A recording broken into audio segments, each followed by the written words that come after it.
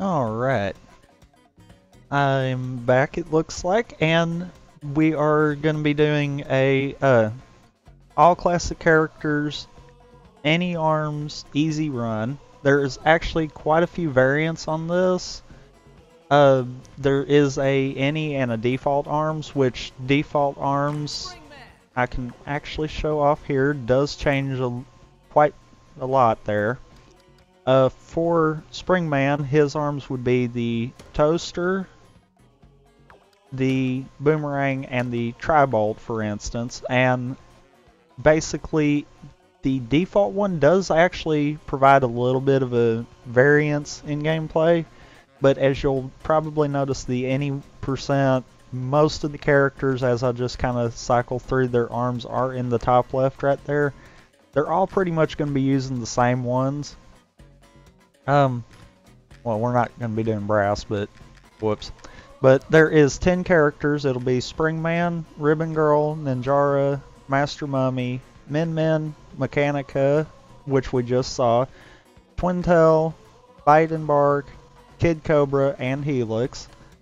And pretty much it'll be a similar kind of run as to what we saw, but you'll notice too various things such as the mini games that we were talking about, and a lot of other factors can play into making it a lot different than the last one, as well as how each character plays. So we'll go ahead and get this started. And well, I hit the button early. But we will go ahead and take a look at this. I am running a little timer on the side so I can see the difference there, but it's nothing that is major there. Well, this is actually interesting. We will throughout the run see a variety of all the characters, and probably various different playstyles from them as well. It's actually quite interesting with Masongo because I've not actually seen how his playstyle is, so this is going to be a little bit of a sight read to figure out how he's going to run.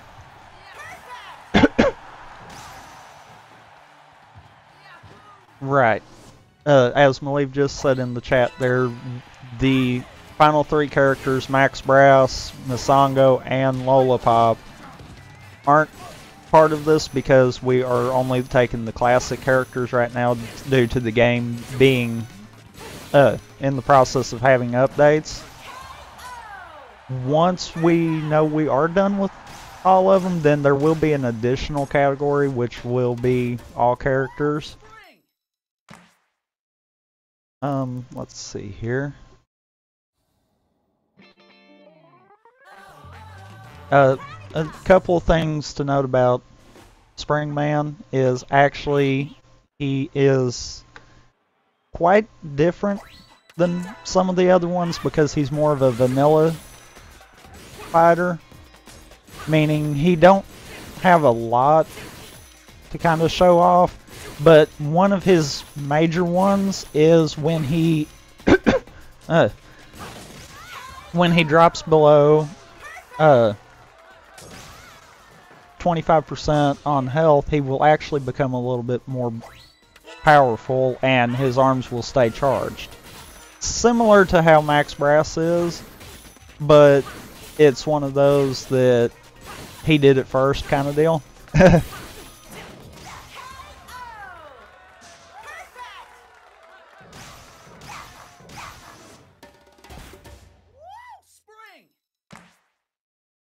And as you'll see, the variety of different mini games will actually help and hurt the run at the same time. This one's honestly a good one to go ahead and have early because it not only gives us hoops, which I'm not proud of that one, and we're just gonna do it with baby strats now.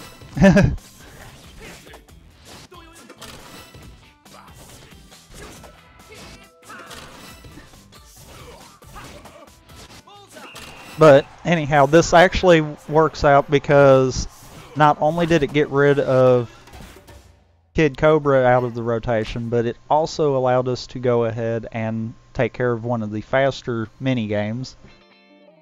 It is actually possible, and the way that I time it actually helps me do that. But it is actually possible that you could submit any part of an all characters run if you get a PB or even world record. I don't think we've actually had that happen yet. Of course, there's not really been a lot of people that have ran the category either, so it's one of those, typically everyone's either focused on any arms easy or they kind of just focus on one of the difficulties.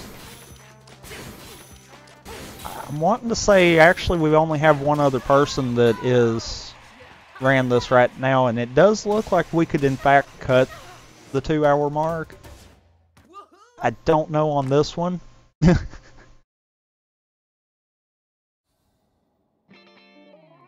It's one of those, it is far too early to try to call that one. I'm not gonna lie there. I have actually, in my first run, which was what caused me to go ahead and make the estimate as long as it is because of the fact of my first run came really close to that due to Ninjara of all characters.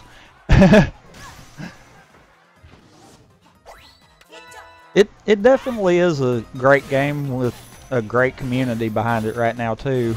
The speedrun community, like Malieve did say, is kind of a little bit on the smaller side, but the competitive side is so open to letting anyone play with them that it is really nice to see there's such a supportive community. And then on top of that, you get things where the game can just feel really smooth and you not have too many issues. Normally, I would be upset about this.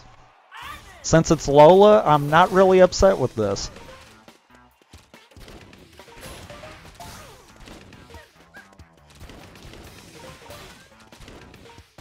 Because Lola is really bad for blocking a lot.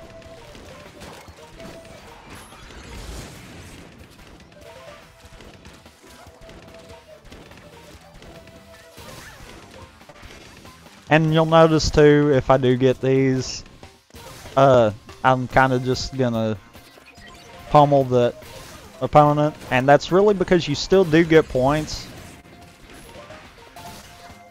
and it can rack up to a combo.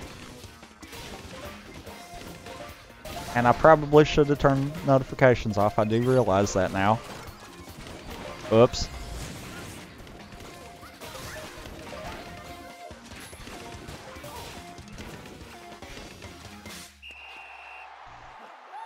Honestly, that was probably...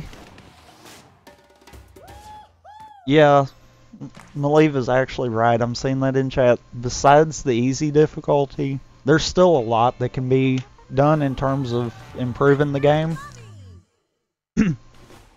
It's one of those that it's kind of like with most games, the easiest one kind of takes the first and then it goes from there.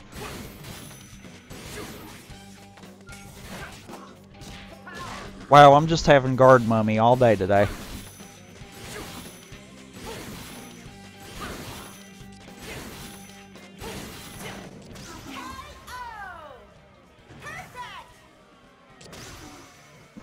Guard mummy is definitely not the one we want.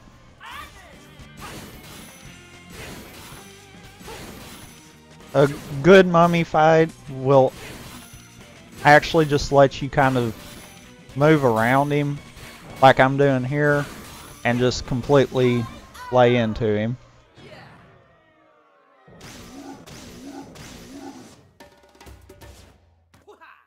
I'm gonna say this, There is definitely a lot of cool Switch games, and especially cool speedruns of the games too. If you ever get a chance of getting one, I would go ahead. I can't remember for sure if it's locked at 30 or if it does have 60. I'm wanting to say it's 60 is the max. I don't necessarily know for the game itself. It's one of those that it's definitely one of those that I don't really pay attention to the frame rate as long as it feels good. Really, Ninjara?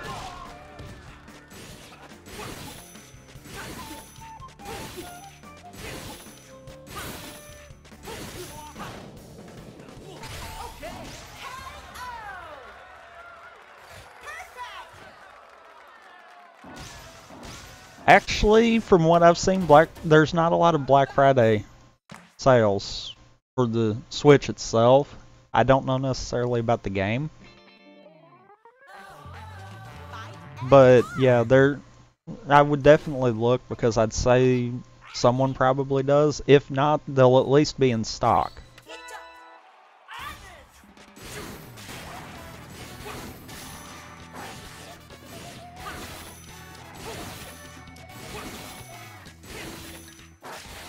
Well, this bite and bark's being a little different.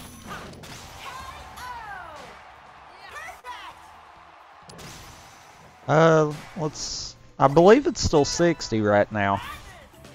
I can't swear to that or not, but Nintendo's notorious for not wanting to do sales on their games, so it wouldn't surprise me if it's still at 60.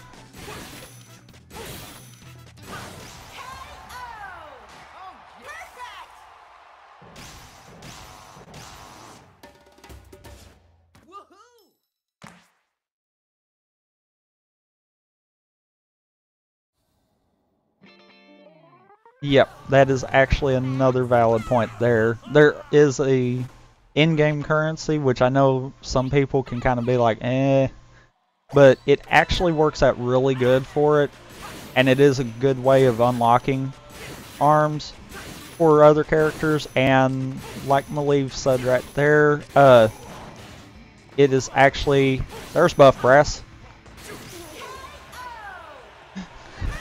It is actually a really good way of getting all the arms. On top of that, the badge system they just added in makes it ridiculously easy to get arms for characters. Because I do know that most of Masango's arms I literally bought out of stuff that I got from the badges. So it definitely is one of those, it's like, yeah.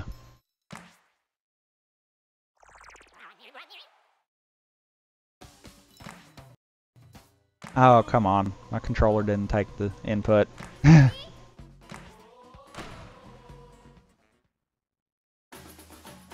And that is one character down. Now, I'm probably not going to get to show off Ribbon Girl's mechanic here, mainly because I'm not the best with it. But her mechanic is actually being able to jump multiple times. And wow, this is just surprising here. I'm getting all the Masango treatment here.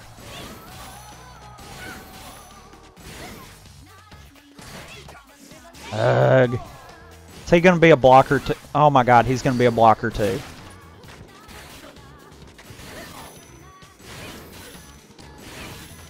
And that is actually one of the gimmicks right there with his setup, is the whole poison for all of his arms. That was actually why I took some splash damage there and had hindered movement.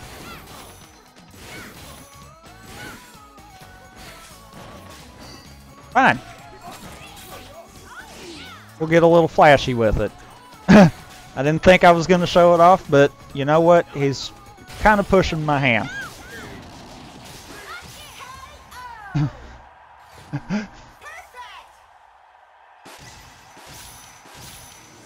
That definitely was not a good Masango, but yeah.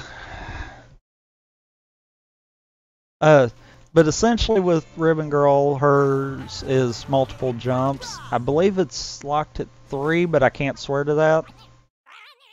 And if you think that was a nice alt, there is actually a lot faster or a lot more powerful alts. I believe has actually gotten up to a 500 off of one of those.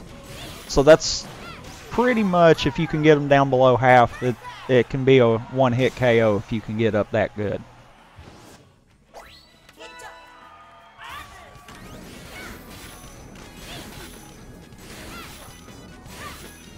Ultimately, all of the characters up to Bite and Bark will be really kind of on the good side. But stuff like what I just did right there with Kid Cobra is kind of what we want to see on all of them. And then we don't want to see target practice or skill shot, whichever way you want to actually call it. I prefer target practice because that's actually what it feels like on one.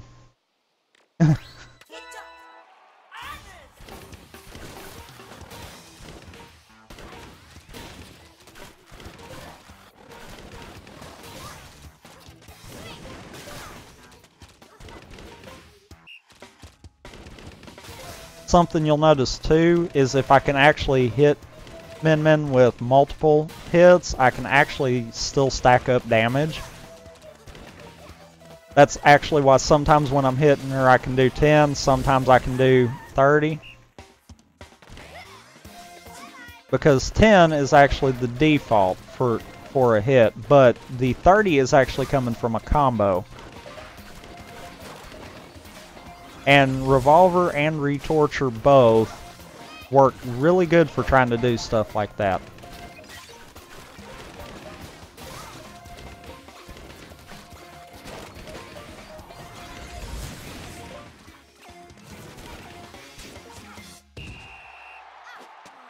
The big thing that I'm hoping with this is that I just don't make a mistake that will cost me losing a round. That typically shouldn't be a thing, but you'll notice come later in it, if I get paired up against certain characters, it'll actually make it harder for me to get it as easily. Like, honestly, Min Min can be a pain one because she can block one attack, but typically that's not horrible. A lot of the heavier characters like Master Mummy and Mechanica can actually make that minigame a little bit more dicey because it is harder to knock them down. And if the AI decides it wants to play good for a change, then that can actually completely lock you out on a round.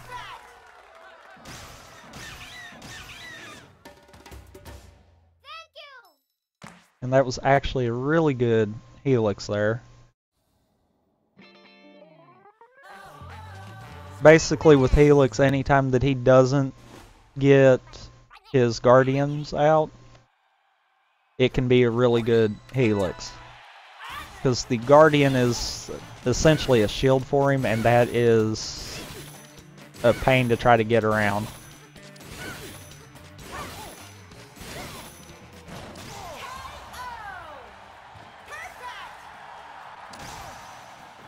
I feel like I'm going to have a really good Ribbon Girl at this rate. Really?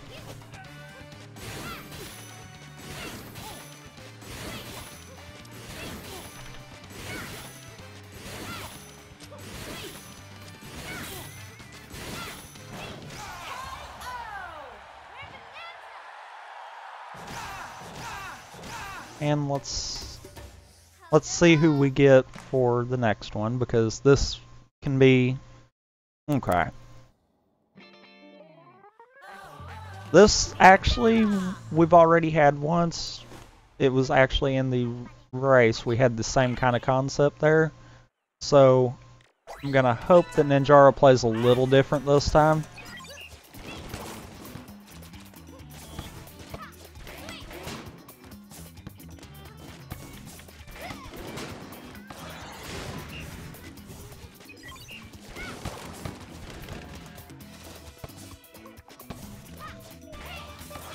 Wow.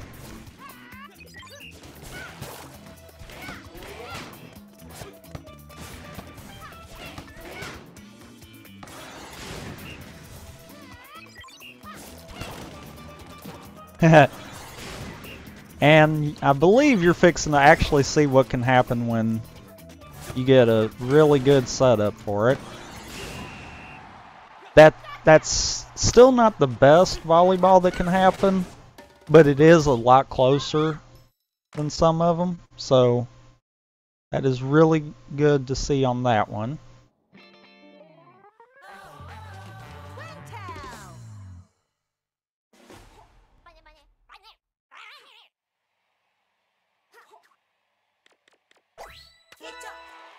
I almost made a mistake there. I've actually done that before in this category, actually. Forget to switch out of both arms when I'm coming out of a mini game, and that can actually mess it up. I honestly can say I haven't, and that's one of those because when I found out that my left Joy-Con's control stick is kind of messing up, I'm really in the mindset of I'm wanting to wait on a lot of grinding. I'm thinking it could just be that maybe one of the connectors is something messed up with it, but it'll randomly not want to let me do complete down and certain things like that.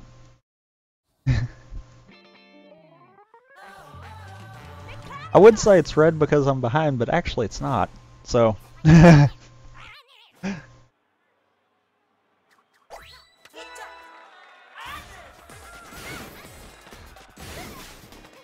okay. Usually this is round 2 Mechanica here that we see.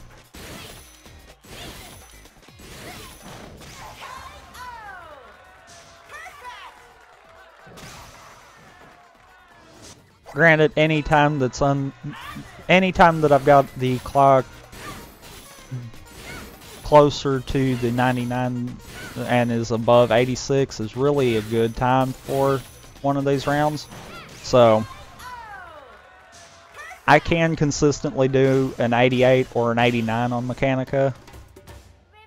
And it's one of those, you kind of got a big enough target.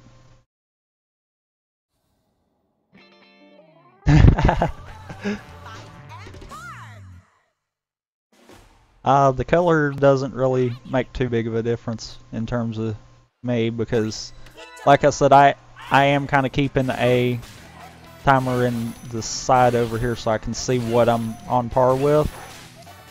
And if I notice anything that feels wrong timing-wise for any of the characters, I can actually mention that. Darn it, Bark.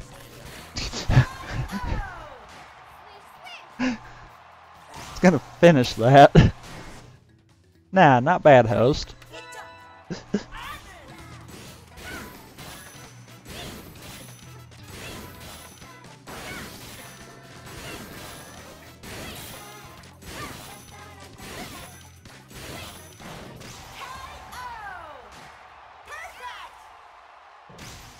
Dumb dog got in my way the first round.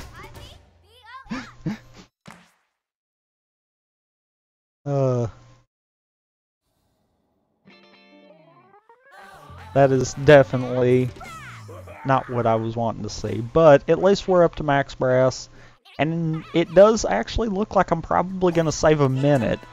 So I don't know what I did different with Ribbon Girl, but it seems like I'm probably going to be really close to that.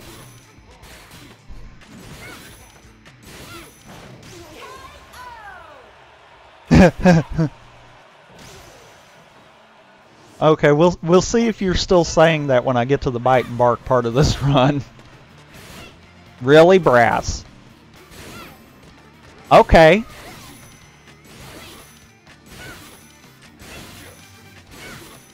I want you in that corner, and you are gonna like it.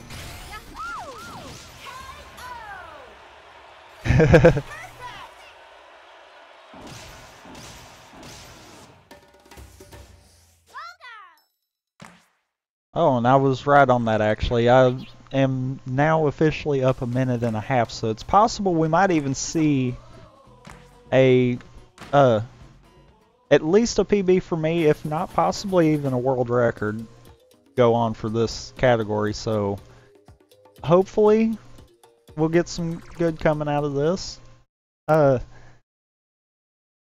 Also, take care, Malieve. I hope everything... I hope you get a good little nap there, because I do actually know that you've got something else coming up later today.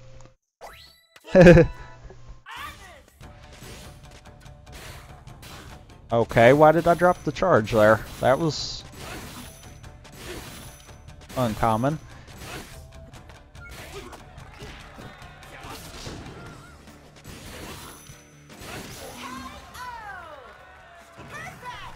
Yeah, it definitely is now, because now that I'm seeing that, granted I've still got 8 characters, I could easily lose that 1.5 minutes, but seeing that, I'm at least kind of in the mindset of I do need to kind of buckle down and make sure this happens kind of deal. And that would be really good if I could pull that off after it being quite some time since I've actually ran this category.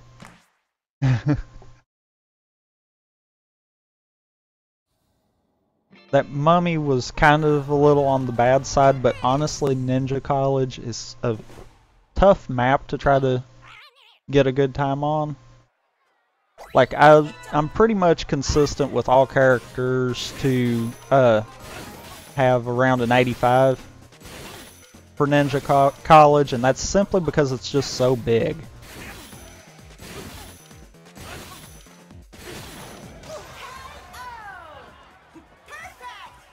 Another thing too, and it's actually the reason we usually try to time it out a little better, is you might have noticed there that the Megaton did 70 instead of the 140 that you've probably seen it do before.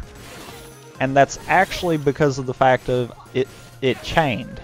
What happens with that is it actually, the first hit takes half of the damage away, and then it keeps degrading from there if you consecutively chain. So, in all seriousness, it's actually better to space it out. I know originally this category started out with grabs, and it turned into Mummy setting a lot of the world records because his grabs would do 200 damage. Over time we did start realizing that it changed quite a bit, because what happened was, well, that was not right. What happened was we started realizing that grabs were slow, and that's when we started seeing timing out punches actually turned into the quicker strat.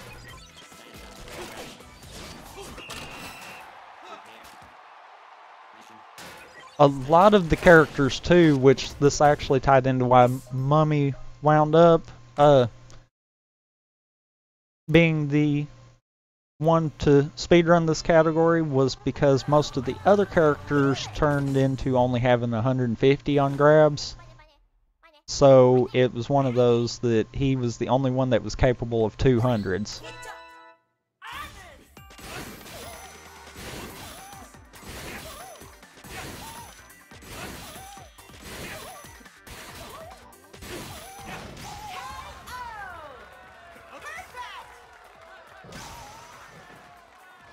Okay, that was probably the best helix that I've ever had, I'm not gonna lie.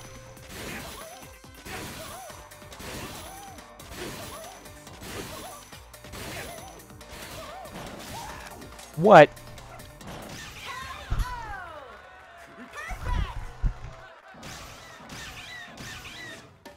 That sliver, that little sliver of health. I legitimately thought that the Megaton was still charged. Now, honestly, the biggest challenge that I'm going to wind up seeing is if I wind up getting Lollipop or Kid Cobra in an actual fight, and that's because of the way that they both are set up. Lollipop's AI actually likes to shield quite a bit, so it's one of those that it is a little bit... Darn it.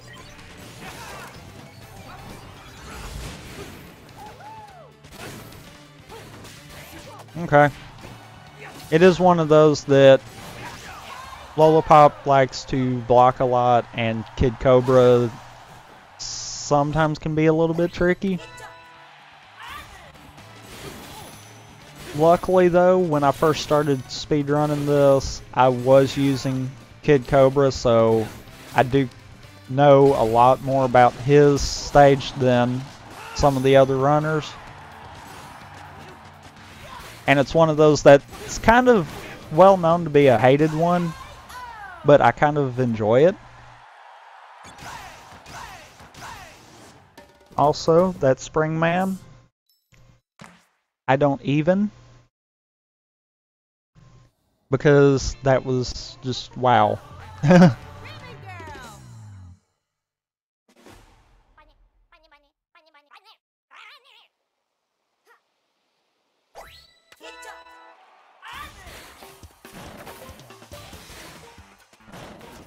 I'm gonna try something here. This will probably backlash hard, but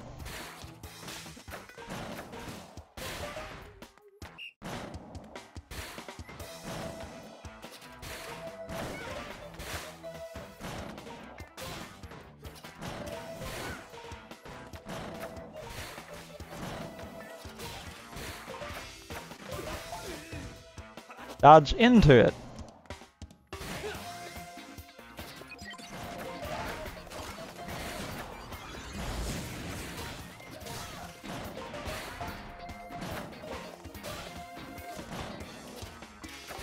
Actually, this did not backlash as bad as I thought it was going to. I kind of wanted to change it up a little bit here, I'm not gonna lie. And that's actually why I kind of did it this way. To be fair, these arms are the slower ones, and I have kind of tested that. From what I can tell, really having any kind of a quicker arm as your third arm is better, because what that'll do is that will actually allow you to go ahead and be able to pop the targets a lot quicker. It doesn't always work as well in the other ones. Like hoops, you really can get away with just doing double chillas. I typically change it up just to be on the safe side, but typically twin chillas on hoops works the best. And volleyball really, if the Tri-Blast method with Mechanica is the quickest, I could honestly see Tri-Blast or Tri-Bolt, either one, making the cut for the third. I've actually tried out different arms for it with Kid Cobra, and I'm still not 100% sure on which ones I like. That's typically why I kind of fall back into the revolver retorture concept. This is going to be the true test here.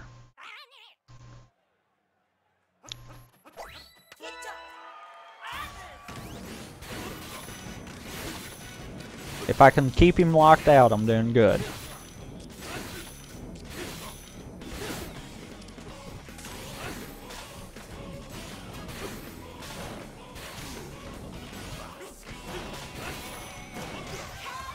Yep, that's what I was figuring was going to happen. He got one good hit in, and that was enough to mess my timing up.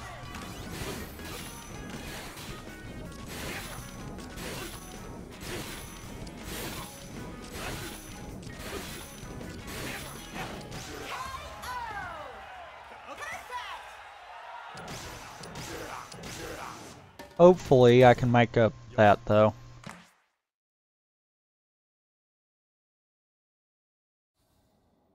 Okay. Yeah, I think I can make that up. Alright. I'm actually going to try something that Malieve actually just recommended, and that's seeing about the dual megatons. And apparently dashing into a grab, because, you know, that's the thing. I just feel like Lola's going to try to block no matter what.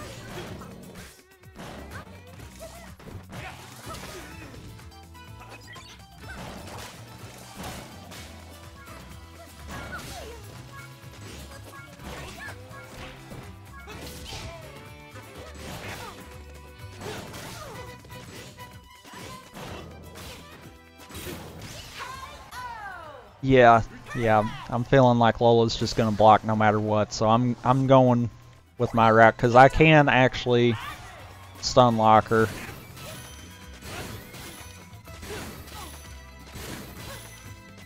The thing that I'm noticing too with Lola, and it seems to be working pretty good, is actually to keep distance. You don't want to apply pressure to her. And the only reason I can think of is she's kind of supposed to be the anti-pressure character. Hence, as you saw there, one of her arms is the clapback, which actually returns the punch back to the person that launched it. If you ever want to see any kind of craziness with that, I would definitely recommend looking into some of the competitive side and see if you can find anyone that's actually still using it, because I know when it first came out that was the thing kind of deal. It was one of those kind of meme-worthy concepts, and when people started trying it, it's like, oh, okay. In the speedrunning sense of it though, it's not really the best.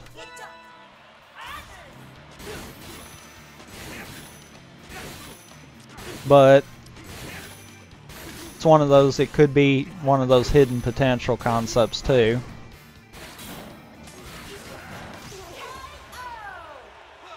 I love it when Brass decides to do something like that.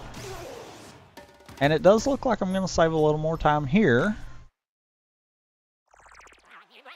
Looks like I'm up to a little over 3 minutes of time save, which is great.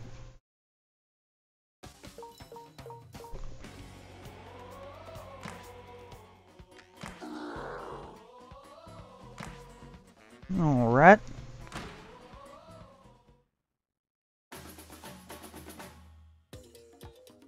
And now we're off to Mummy. Now Mummy is honestly one of these that I do kind of want to kind of say a little bit more. And we will be seeing something if I do get another character that is a blocker. I don't think we'll see it so much with Helix, but his grabs are really powerful, and it's good as a backup strat. If you get a character that you know is going to be blocking a lot, then one of the things you can actually do is just focus on grabbing, and you'll come out with a pretty decent time with Mummy still.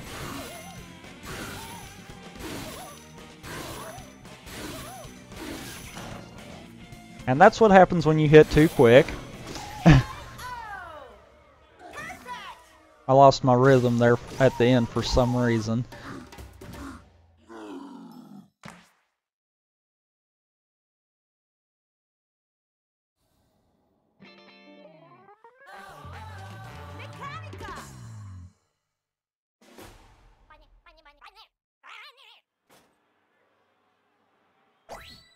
And it does look like we are coming we're right at the third of the way mark kind of deal. And really this is kind of the point in it where some of the characters I'm alright with, some of them I'm not. And then some of them I'm surprisingly good with. Because like Mechanica, I barely have played her, yet I believe when I did my last run of this, she was actually my fastest character.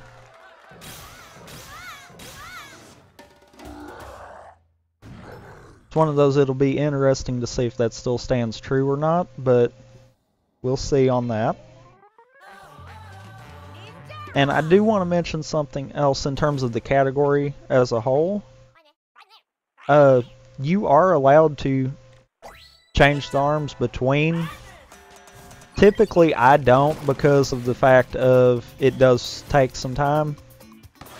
But if you're kind of new to the game and you have tried a set of arms and you want to try a different set, then you are more than welcome to swap out at any point. The only thing with it is it does have, if you're doing any, it's a good idea to change it up from the defaults.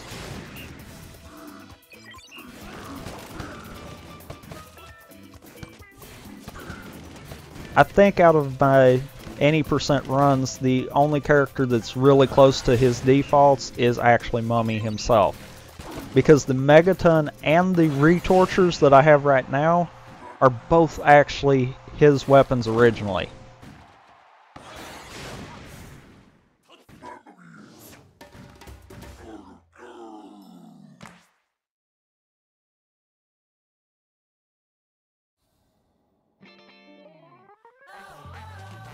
And here comes the cop and dog.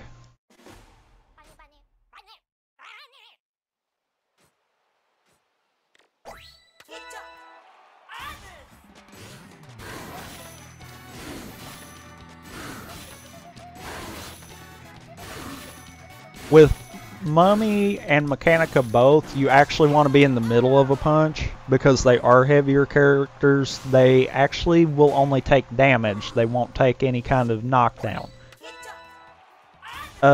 You'll notice too when I'm using lighter characters, if I'm in the middle of a punch, a lot of times it'll actually knock me down instead.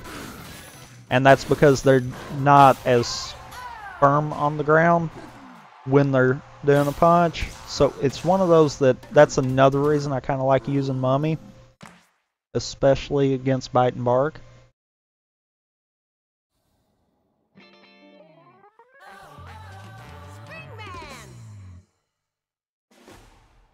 Alright, are you gonna do me like you did the last time, or are we gonna have a good Springman this time?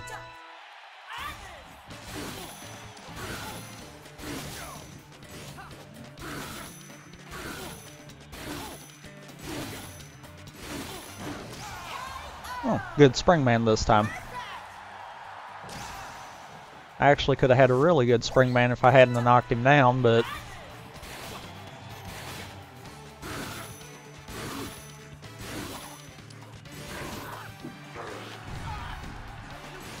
Oh wow.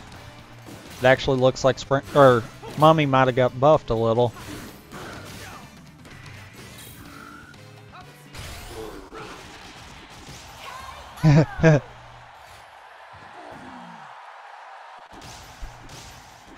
I do want to make it known, I did hit the other punch. I just don't understand why it didn't go off.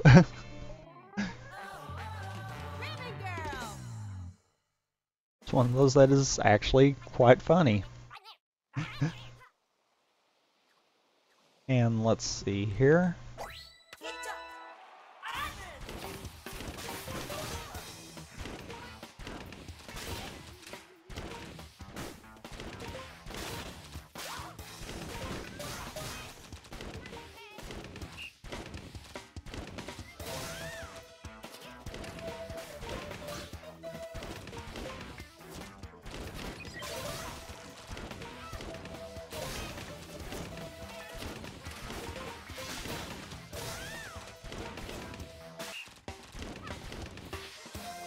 Don't mind me, I'm just kind of paying attention a little bit more here because I'm wanting to see how many hits I can get off on Mechanica, or not Mechanica, Ribbon Girl here.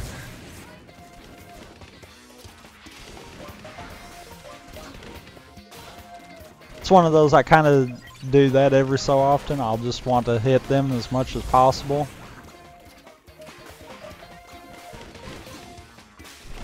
Especially when I know I'm going to go ahead and take it.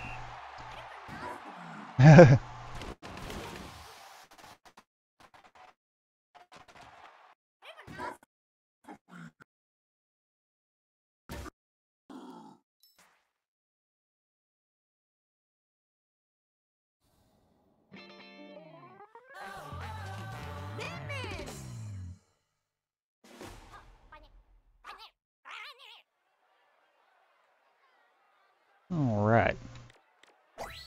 Let's see what this Min will do. I'm honestly surprised the AI hasn't shown off the backflip that Min has. There we go. I finally got it to do it. That little backflip there that caused that hit to miss is actually Min's big thing there. You probably won't see me use that much when I'm playing her because there's not much of a need in it. But that is her big claim to fame there. Whereas Mummies, I believe we've actually already seen, but it's the healing. When he's in a shield, he can actually heal himself back.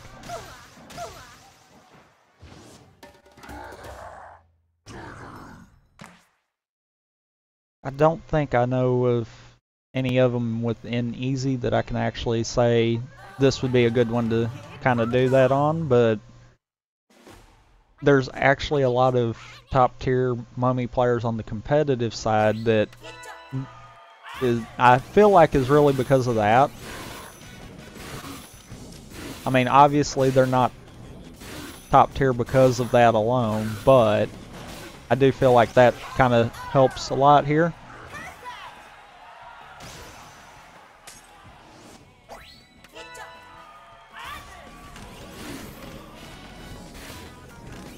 He must have jumped leading into that.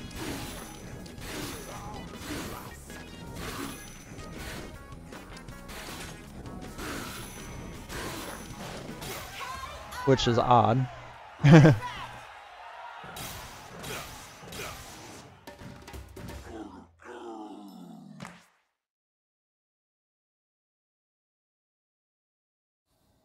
it's possible, depending on who we get here.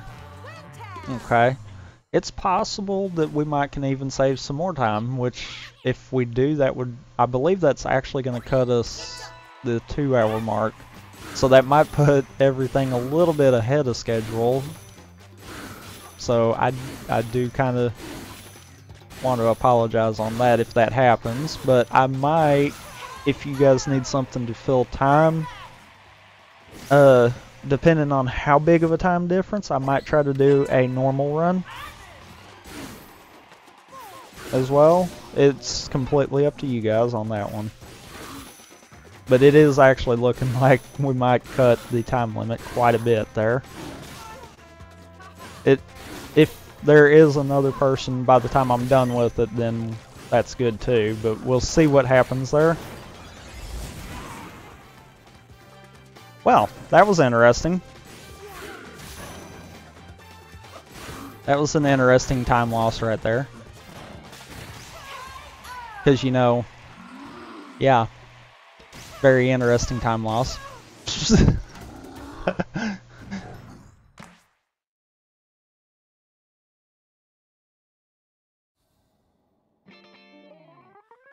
Didn't even see me. I didn't even see me wind up hitting that. I was more focused on Twin Tail there.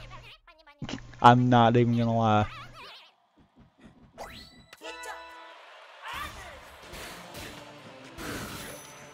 I'm off on that timing right now.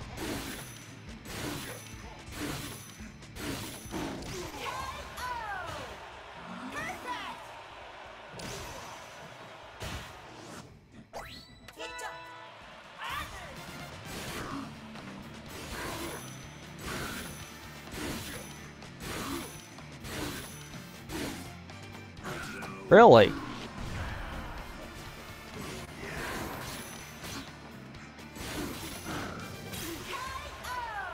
That was weird.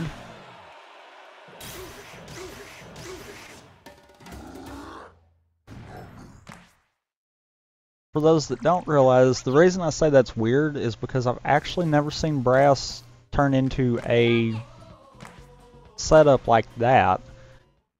Typically what happens with Brass is he will try to actually focus on jumping, and that can cause a knockdown. What's bad is the way that was set up. If I hadn't have went for the grab, that actually probably would have lost me some more time there.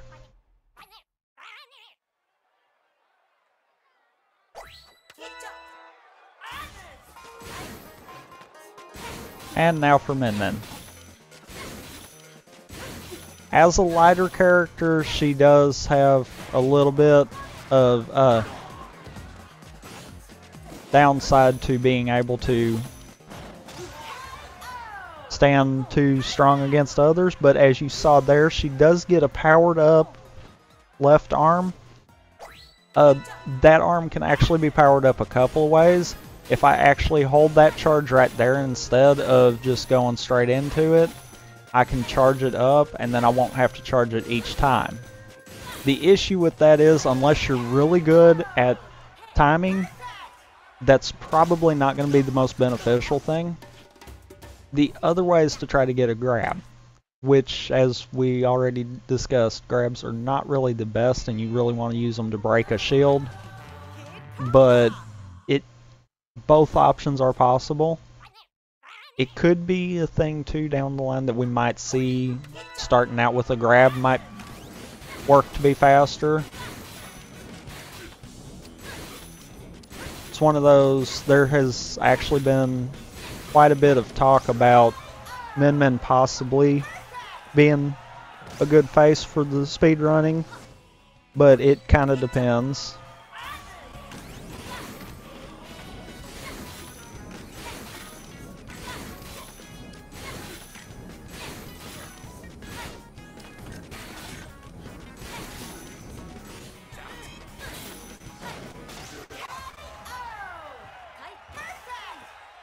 I'm getting really good Kid Cobra RNG today.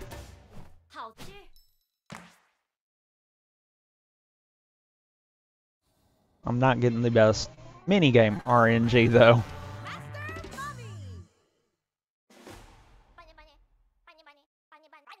As I stated earlier, this actually is one of the few that can be challenging, so I'm going to take it a little more serious than I've been doing.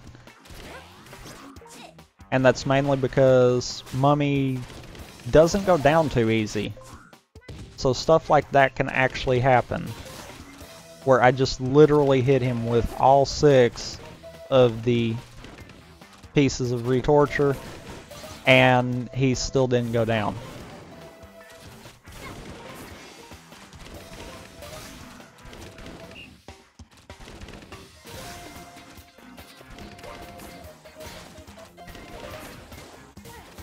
And that's another thing too. He's actually not giving me as many points off of hitting him with all of them because of the fact of it's only doing 5 damage.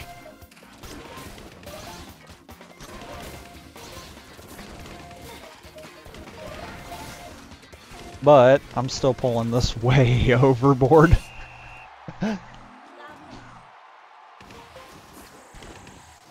I'm wanting to say, unless you're just getting pummeled by the AI, if you've got anywhere above 1400, you should be safe.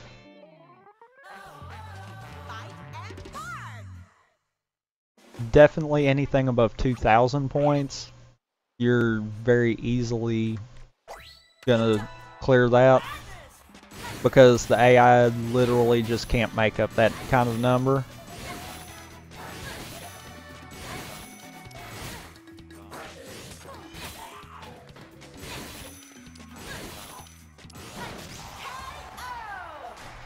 And Bart got in the way again.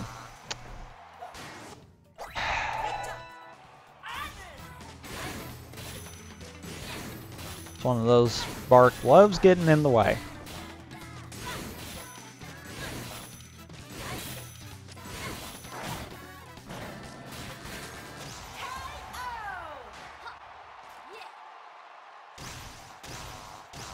And you'll notice too when I get to the bite and bark part of the run, that's actually my completely worst character. And it's more because of his gimmick than anything else.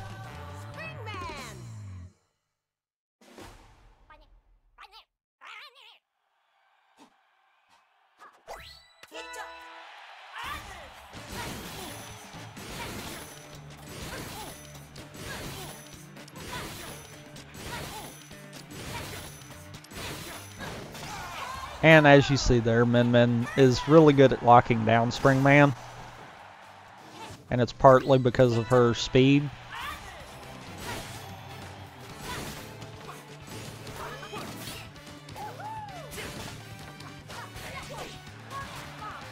Okay.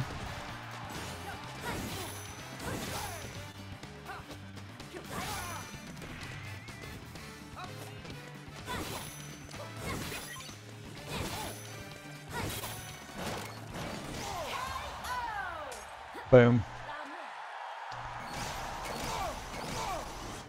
But unfortunately with Springman Stadium, one misfire, he's bouncing for days.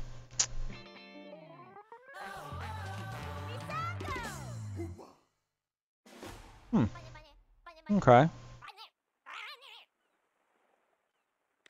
This will definitely be a new one. And I'm curious of how this will turn out.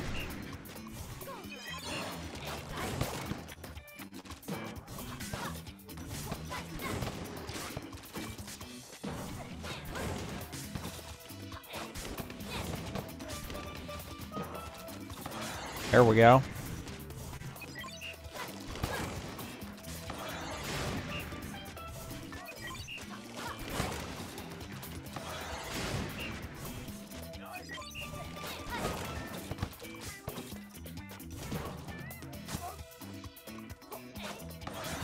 And there. A good time in terms of volleyball is anything 25 or better, but 25 is super tough to hit. As you've seen, this is the 5th character, and the closest I've gotten is 20. I have seen 25 before, and that's typically been when I've gotten a PB, so it is possible. And it really kind of is depending on how good you can manipulate the AI.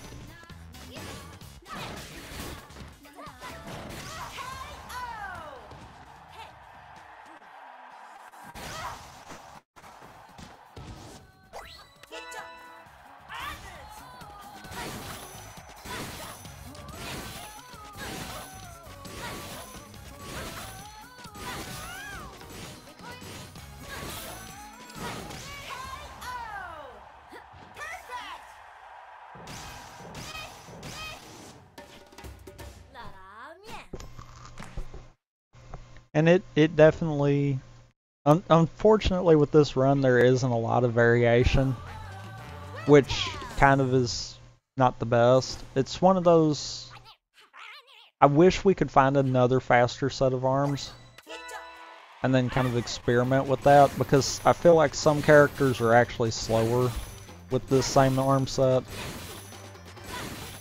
and that there might be some faster ones down the road somewhere, but I don't think any of us have actually sat down to test a lot with it.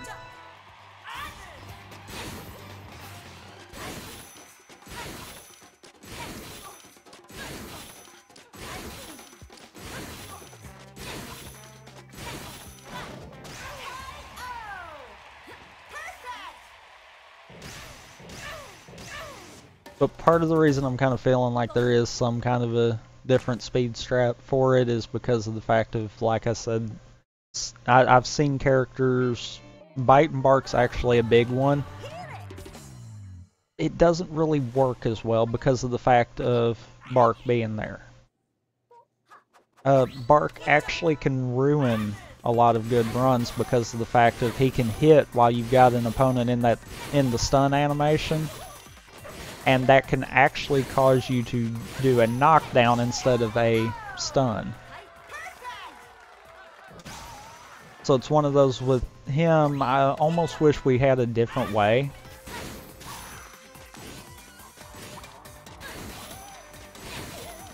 But at the moment we don't really have a good means for that.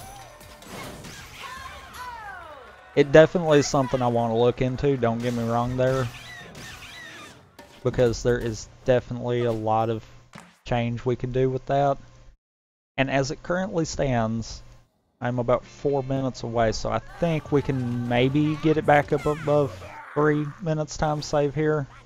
This apparently is a standard min-min for me.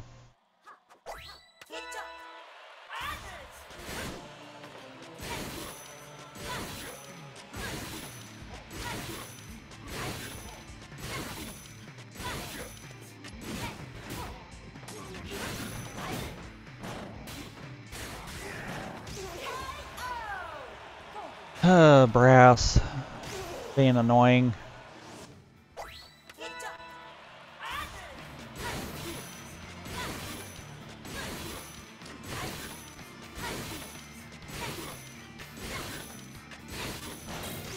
There we go.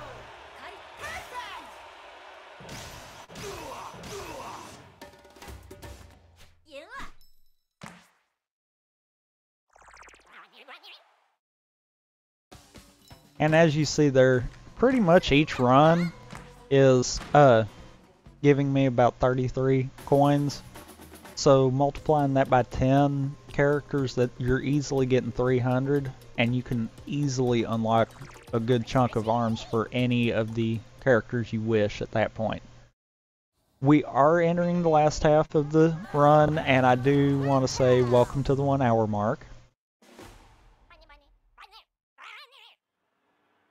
So let's see if we can actually get somewhere with Mechanica. This is one of those hit and miss kind of deals.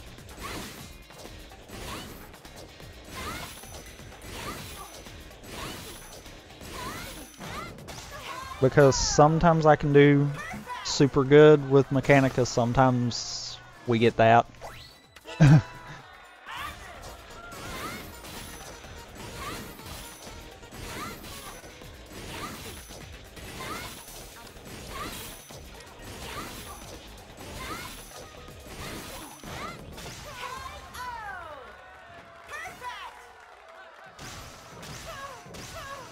But, few things in terms of Mechanica is actually, her defaults are one of the better setups altogether. Which is weird to say, but it actually is a good balance to take out just about any person. Obviously this isn't her defaults, but that is definitely, I do recommend, if you're even remotely interested in this game, to check out some of the default arms runs that are for it, because there's actually a lot of cool movement with the default arms.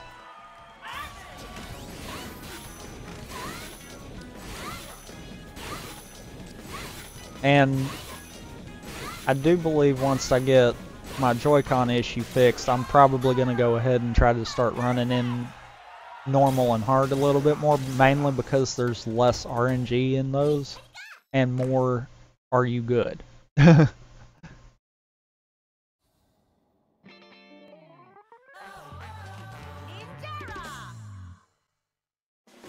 But Mechanica's things, she obviously, because of being in a mech suit, is weak to electric,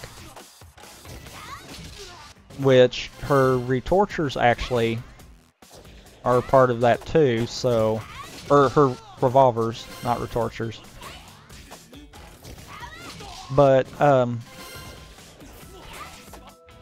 going for the 11 because I goofed that up. But there's that, but she also has a hover in the air. The hover actually helps kind of put her on par with Ribbon Girl, because she can stay in the air for an extended period of time like her. which is actually kind of funny that we got that matchup here. The issue with that, though, is her arms are so big that this actually tends to happen quite frequently, where you can wind up knocking them down instead.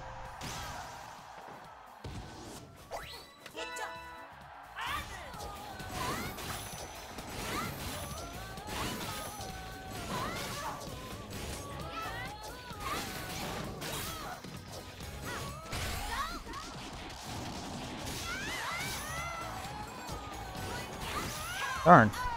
I don't know what happened there, but my other punch didn't go off.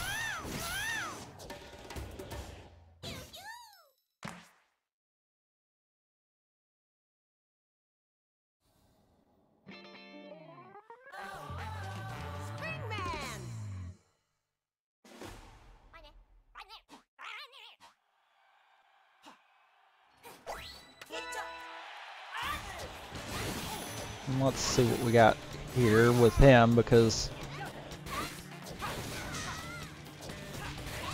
Springman can definitely be a questionable one, as we've already seen.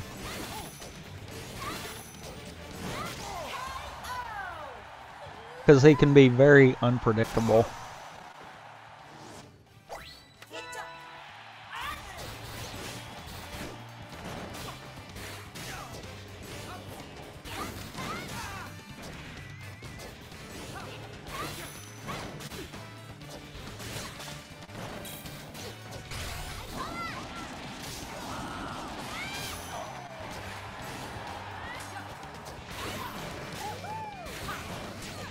Really? Well, then I'm just going for a clear there, because that didn't work like I wanted it to. He gets, what's bad is Springman, he gets buffed when he gets at the end. So yeah, it kind of causes a lot of issues there.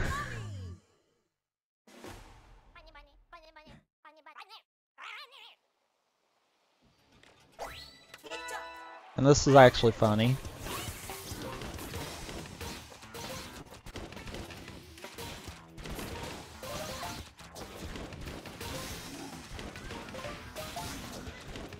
Getting Mummy a second time for target practice.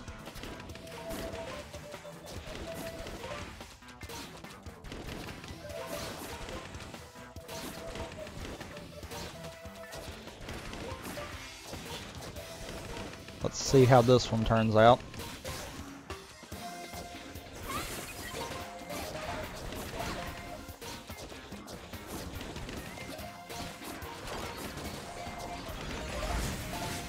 Ooh, there we go.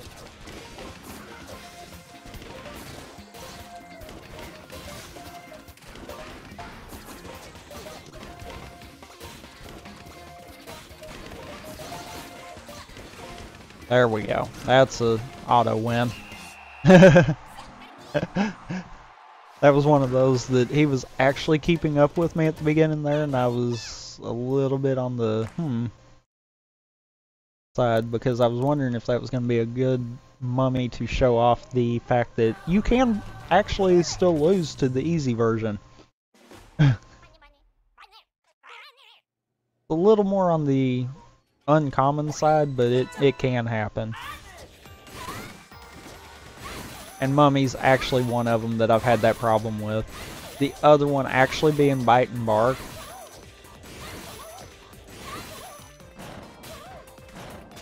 And the only reason I can think of with Bite and Bark is because Bark can punch too. So you've actually got 3 arms coming at you. And that can cause a lot of unforeseen circumstances there.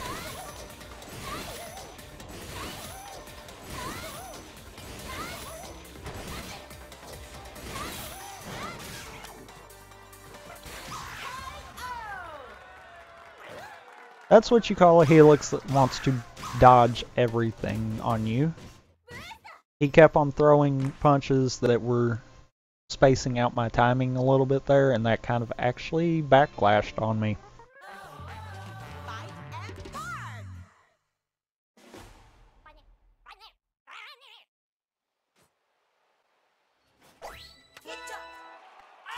And let's see what the dog does this time.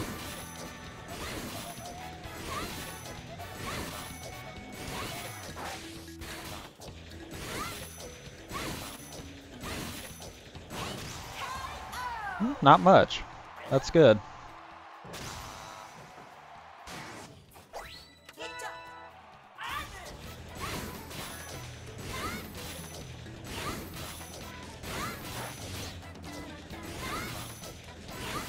The only downside with Mechanica is, as you just saw there, Bark actually did stop my charge. So if I hadn't have gotten that charge quick enough, fight could have broke out of that, and then we actually could have had a little bit of an issue on our hands with that part right there. Oh great. Lollipop, and she's got the clap back in her hand right now. That's always wonderful. I must say though, I do like this stage because it is a nice stage, but at the same time I'm like, this Lola can be very obnoxious, as we just saw there.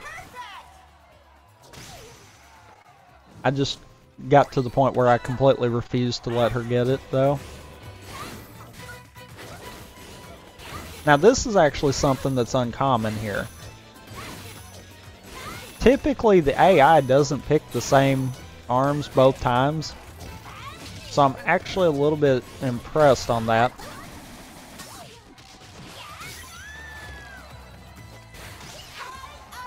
Because usually the AI will pick a different set of arms if they're completely owned, like we just did both times and got a perfect. So that actually is a little bit impressive that the AI kind of bugged a little bit there. Because normally when I perfect a Lollipop, I've noticed it will typically change. Like that setup, I more often than not see double clapbacks round 2, which is weird. But it's almost as if the AI goes into like a defensive standing.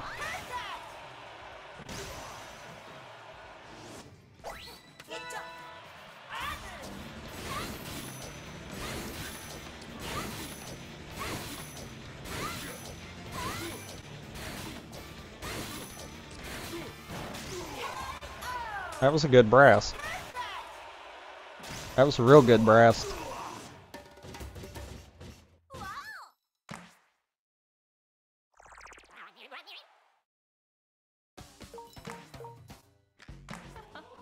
And as you're seeing, I am getting badges even through this. And a lot of that is because the badge system is kind of a little on the broken side. Like, pretty much if you're a speedrunner, you're gonna get a lot of the badges. If you're a competitive player, you're gonna get a lot of the badges that a speedrunner won't have. So that's actually good that they kind of split the difference there, but at the same time it's like, that just seems strange. Now, Twin Tail. She's actually a little bit tricky to fight because you see that charge there. If I hold that charge long enough, the charge actually acts as a slowdown for any attacks that come into her, as well as being able to help her float in the air. So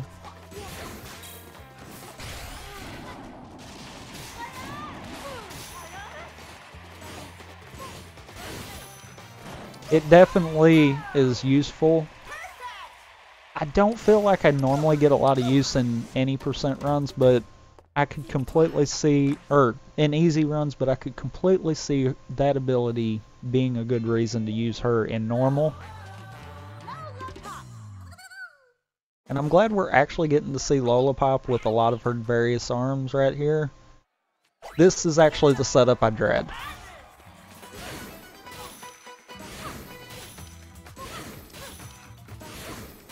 And the reason for that is because it can actually really mess with you.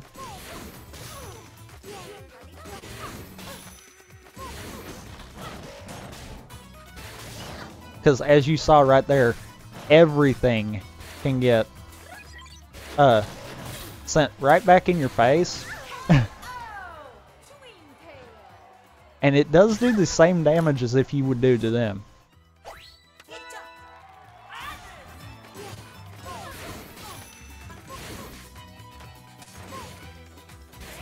Okay.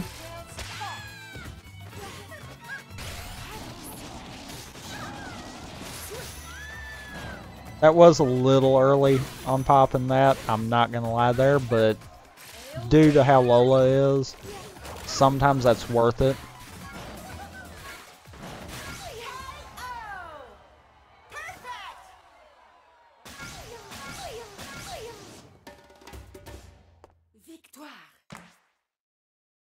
It does kind of stink though that Twintail kind of can get messed over by stuff like that because her grab doesn't really do as much damage.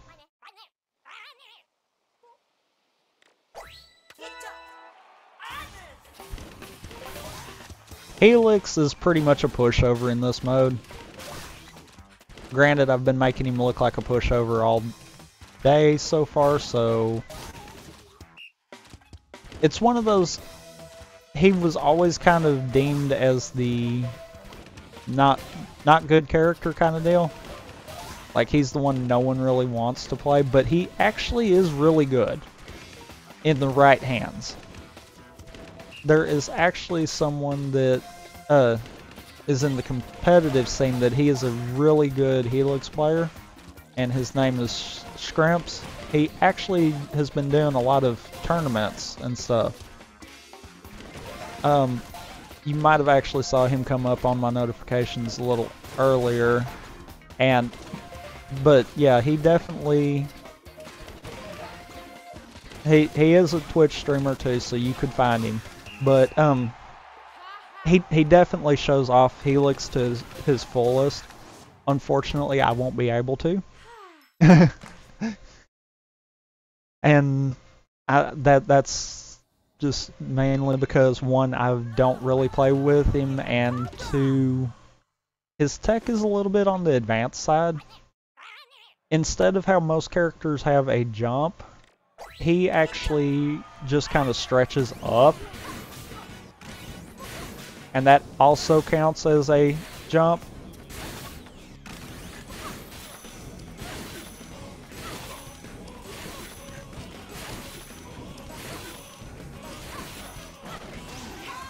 Dang, kid. He decided to be a little bit of a challenge this time. Like, ultimately, I feel like Ninjara and Kid Cobra are probably my two strong ones.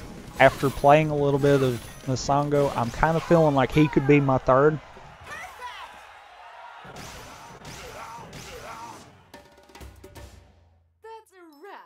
And I will try when we get to Kid Cobra to see if I can't show off a little bit of his tech, because there is some cool tech that goes along with it.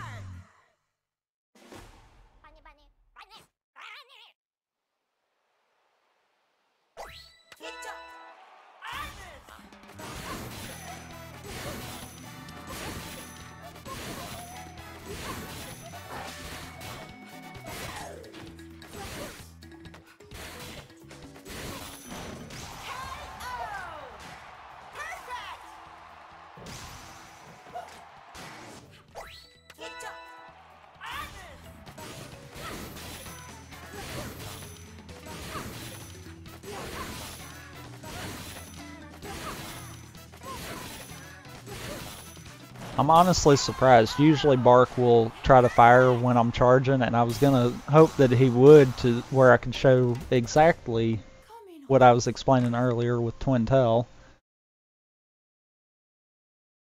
But, oh well.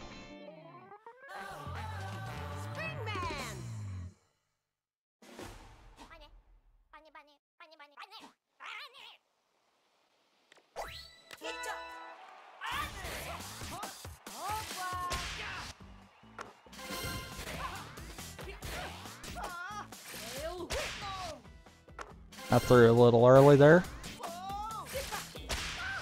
I'm gonna see if I can't get the 12. Nope, getting 11. Oh well.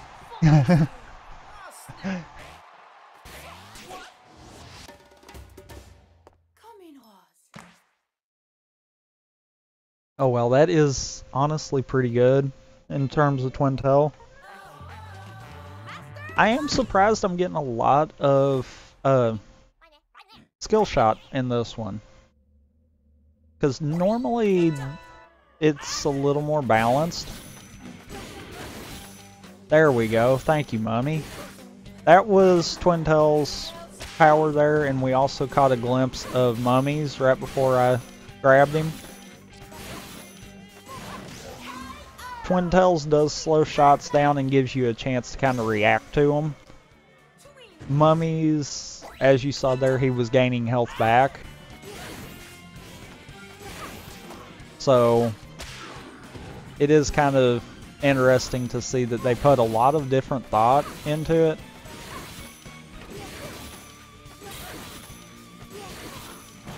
Now, I know that's probably like, well, okay, they did put thought into it. Is it balanced? Honestly, this game is a lot more balanced than a lot of them. Because as you saw there, neither one of our abilities really had enough time to affect us. Mummy could have just as easily waited till the end of that and then fired his other arm and could have done damage to me. So it definitely is something that I feel like is balanced enough. There's obviously going to be some characters that are better than others, but it is balanced as good as it's going to get. I have a funny feeling. They still keep tweaking it. There's still updates, so one of those I might get on the game tomorrow and see something different. You never know for sure.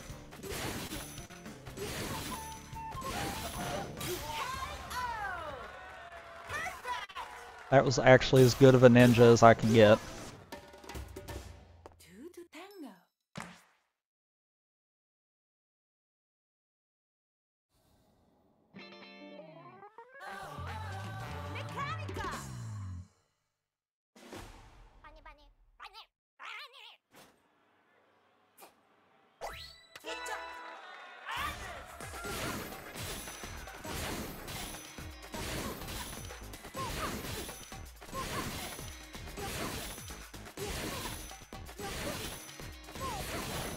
Also, the added damage that you're seeing there, and it does fluctuate from character to character, actually depends on whether or not the arms are in their upgraded form. The upgraded form for most arms only adds 10 damage, so it's really kind of minuscule. Meaning that if you do feel like picking up the game to speedrun it, then having the defaults or the base level arms is not going to affect the speedrun as much. It's still going to kind of be the same concept. The added upgrades might benefit you more when you're trying to go into like normal and hard, but even with those, the upgrades aren't really that big of an issue.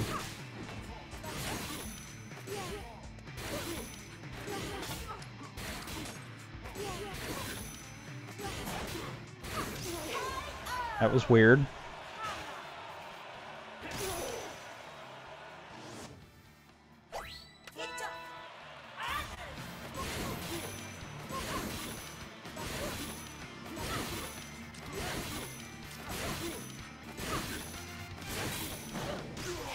There we go.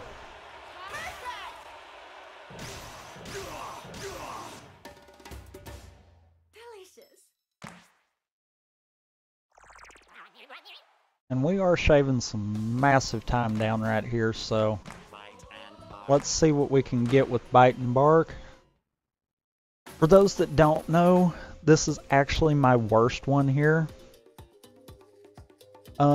It's looking like the last time I did this, this took me approximately 13 minutes. So it definitely is the worst of them. Hopefully I can get an advantage here, but I'm not holding my breath on it. Because, like I said, Bite and Bark's little trick is there's actually 3 arms that you can have punching at any given moment. And as you saw right there, it can kind of backlash.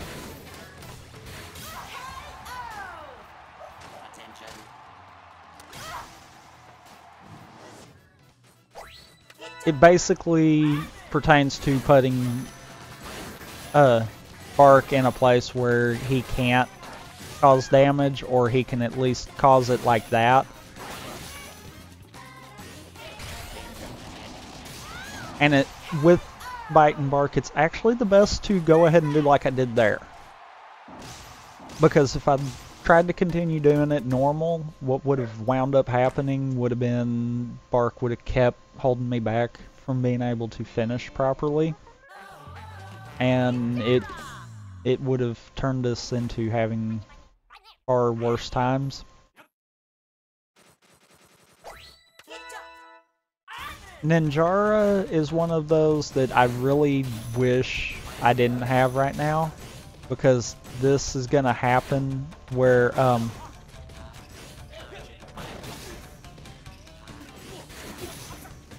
that's just gonna keep on going. And then Ninjara's gonna get the lead.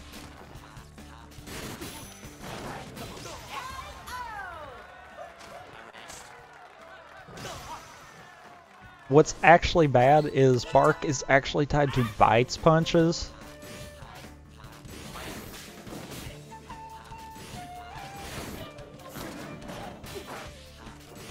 To a point.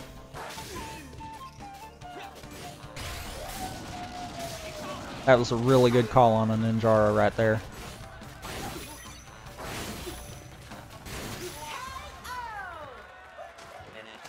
That was honestly a really good call. He grabbed, so I kind of broke the grab, because any punch will break a grab. But I broke the grab and went into rush off of him. Now, ideally, what we're wanting here is not only to have hoops, but to have volleyball come up. So I'm going to hope that that happens. The good thing with hoops is Bark won't actually punch. So he won't actually have a way of messing this up for me.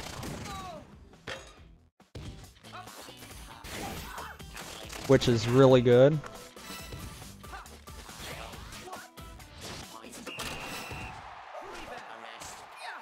However, volleyball can have Bark mess you up, because if he hits it the wrong direction, which it's happened, then it kind of can mess you over big time.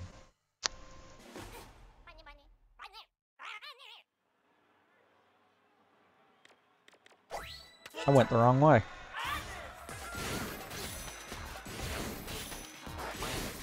That is actually another thing there too. When Mechanica's in a rush state, or a dash state I should say, she actually takes half damage, kind of like how Mummy does when he's in a punching animation. So I did actually forget about that until it just happened.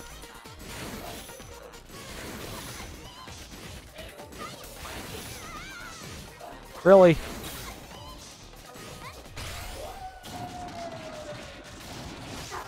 There we go. Sometimes Bark can just get in a loop like that and then you are missed. That's actually what happened the first one. Kinda stinks, but oh well.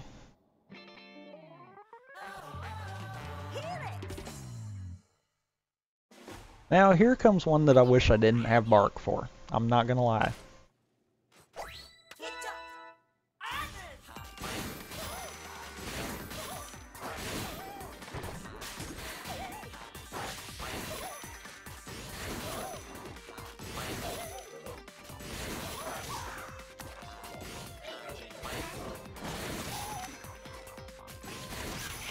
because that could have been a big mess up right there.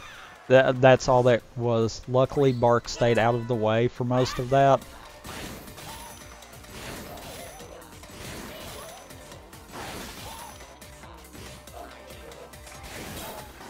I had to wait.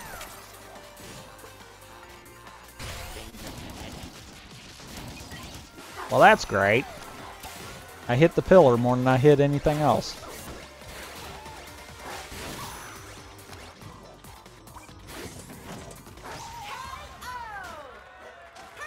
I don't know.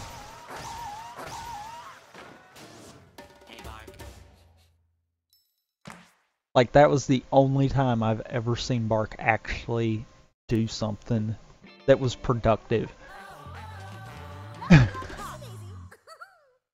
That was honestly amazing.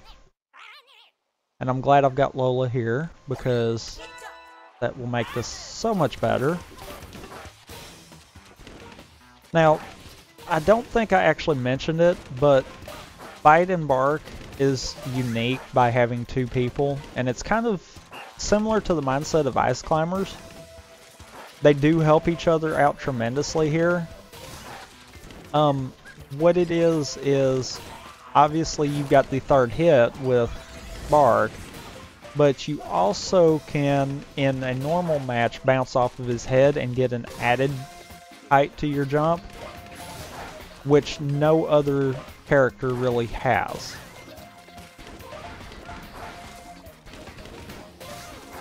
It can give you the vertical game, but at the same time, it's not really needed a lot of times.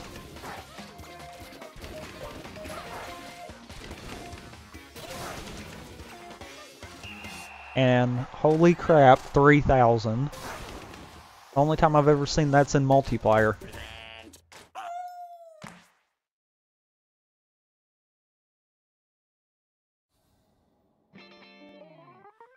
But we do have 3 more rounds of Bite and Bark. The good news is with Mummy, I'm gonna hope that I can bait a shot from one of his arms.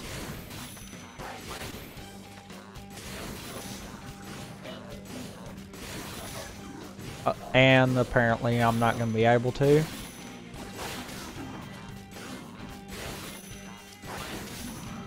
Oh my god, Bark.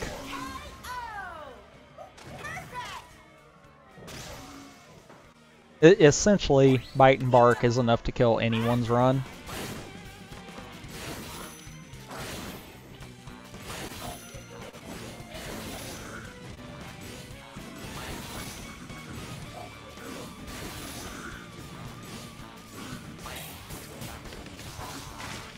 Really?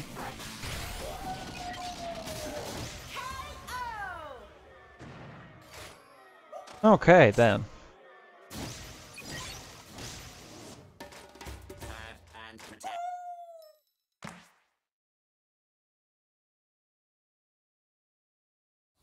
Round 8.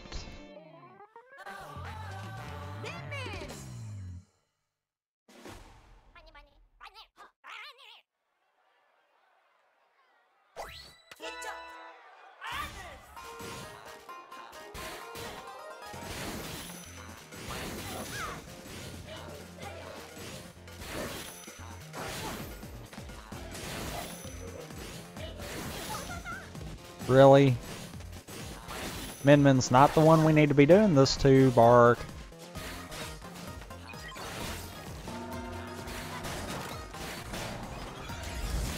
Ooh, boy. Okay, I got lucky.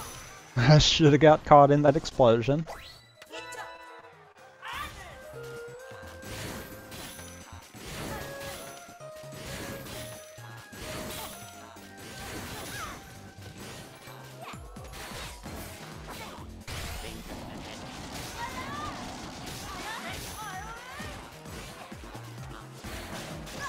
There we go.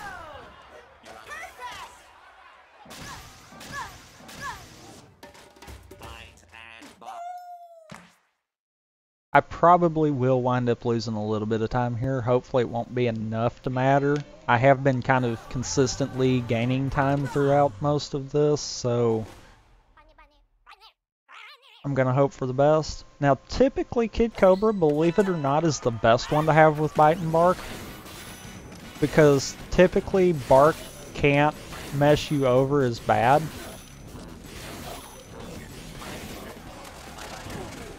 And that was one of those I had to do that, or I was going to get stuck with Kid there.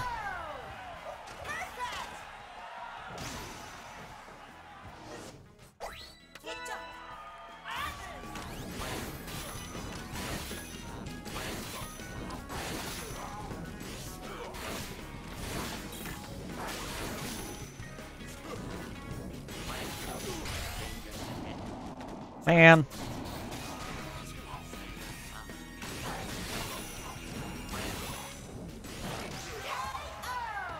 That was a prime example of Bark messing me over. That was a big prime example of that.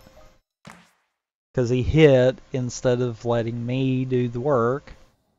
But we are on max brass. Brass has always been kind of a challenging one with Bite and Bark, mainly because Bark can throw your rhythm off horribly.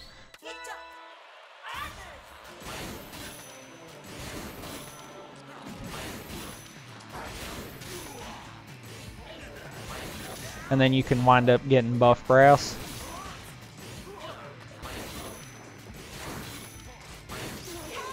Luckily, I didn't get buff brass. Buff brass almost guarantees you're going to lose a couple of seconds, if not longer.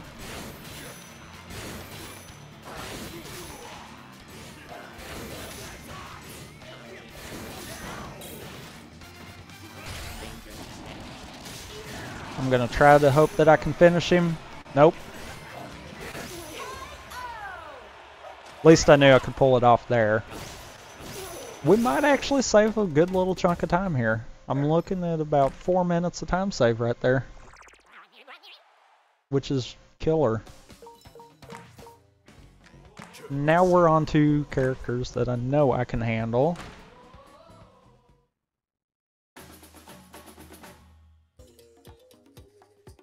Kid definitely has the best movement in my opinion. Like Ninjara might be the next closest. Typically a Kid Cobra, you've got a lot of small jumps with him.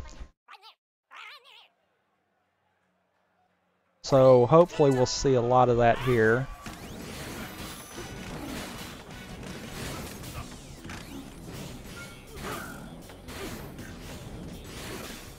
Are you serious?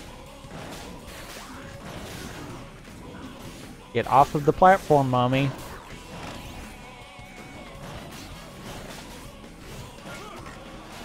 It's like he knew exactly when I was going to do a grab.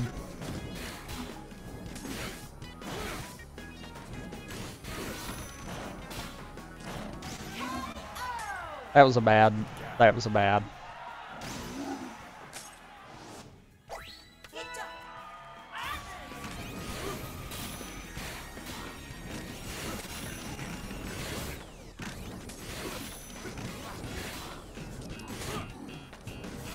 That little side hop can actually mess you up.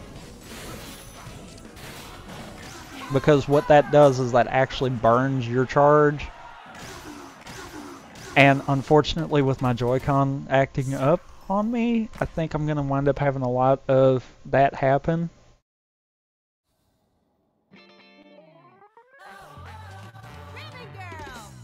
I'm going to try to avoid it as best as I can.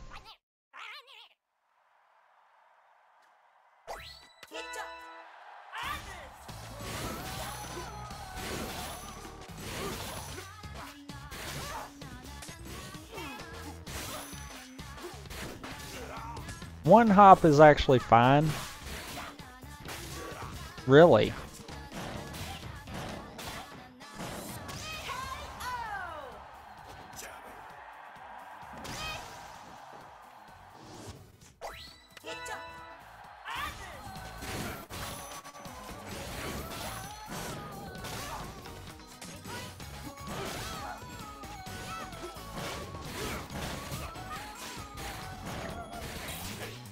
Alright. So now the AI is just saying no.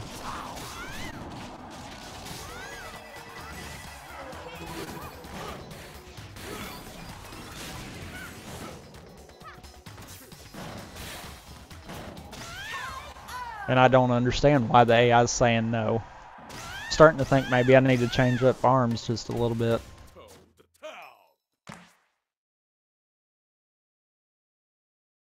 Oops.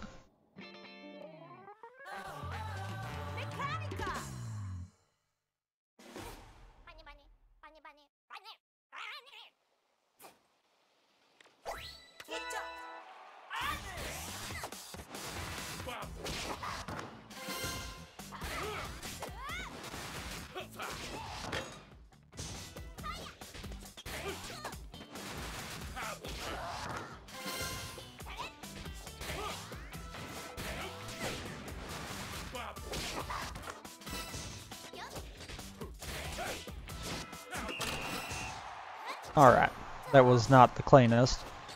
But yeah, Kid Cobra's biggest thing is his movement, which honestly I kind of like the most. Sometimes it can mess you over, I'm not gonna lie there.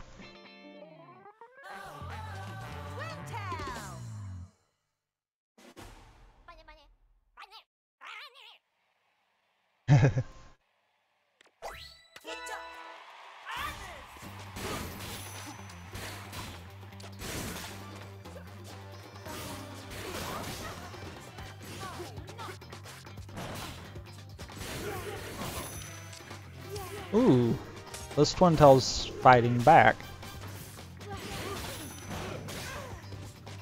That can happen from time to time, I'm not gonna say that doesn't.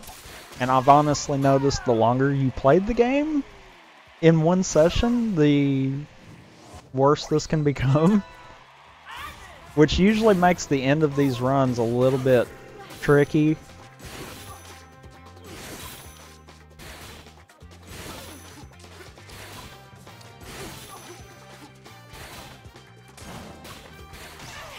Because sometimes that can actually mess you over. I think I'm starting to figure out what the AI is wanting me to not do.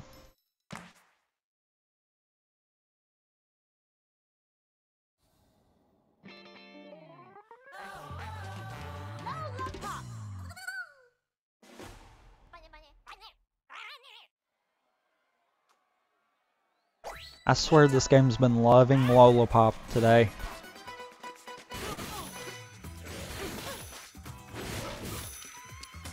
Ooh, boy. Okay. Well then.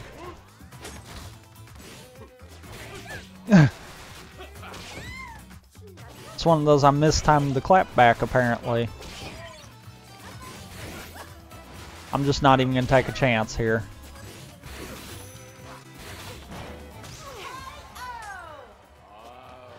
One of those that was not worth it to try to take a chance.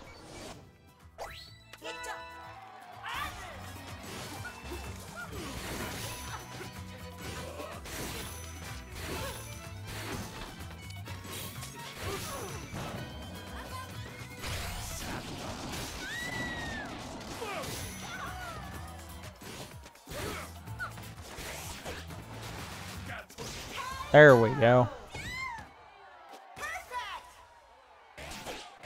Yeah, first Lola was all me. That was all my fault. I'm completely gonna admit to that. Oh, cool. We actually got both of the good ones.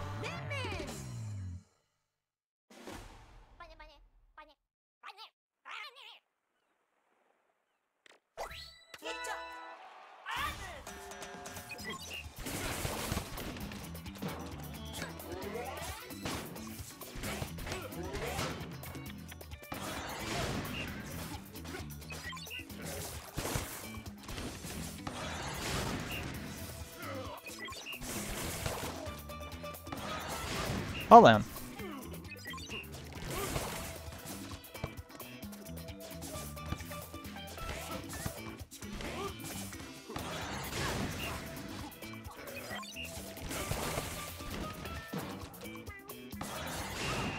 And there we go. I was hoping I'd get a 25 by the end of this. 24 is close enough. That's honestly what you are wanting.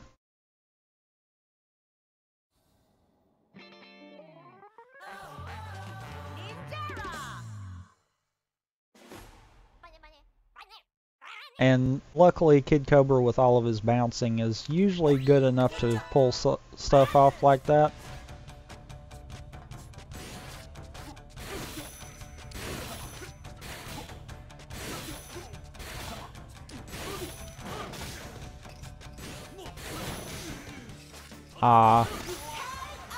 I miscalculated that one.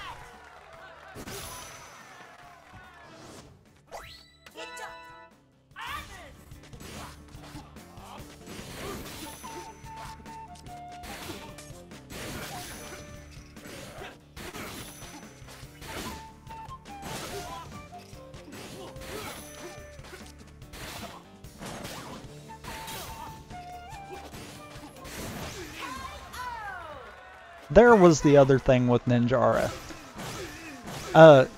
Apparently what he did there was he shielded when he came up, so my first shot made him essentially advance, and he can do that, and sometimes that actually gets in and can do some massive damage too. That's honestly the reason why I like playing as Ninjara as well, because you do have that capability of just kind of sneaking around.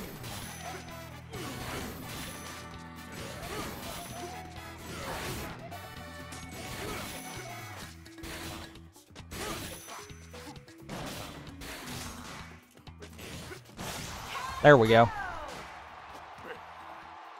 Catch him in the upswing.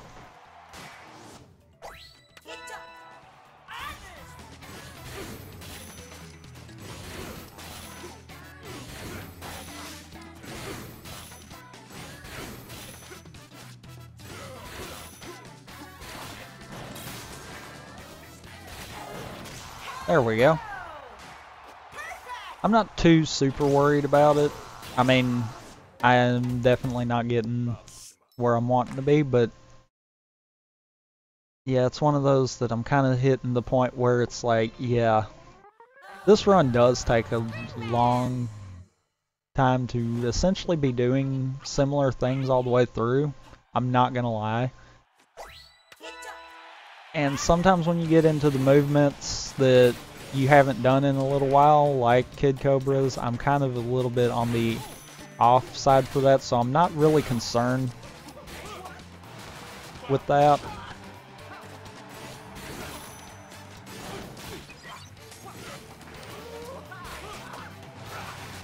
That was a good grab.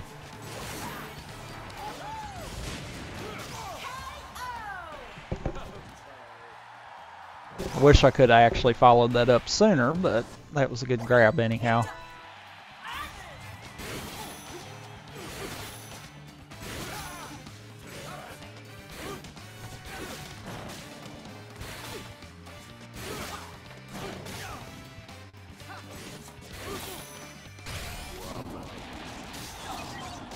There we go.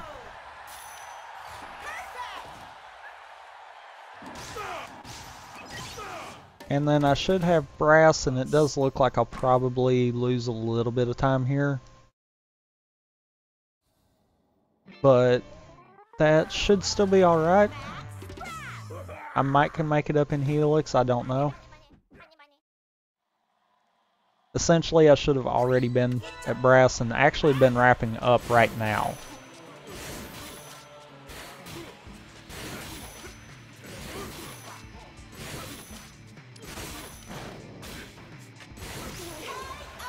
I think I know what I did on my timing that threw me off. Now that I'm realizing it. It's a little too late to realize it, but...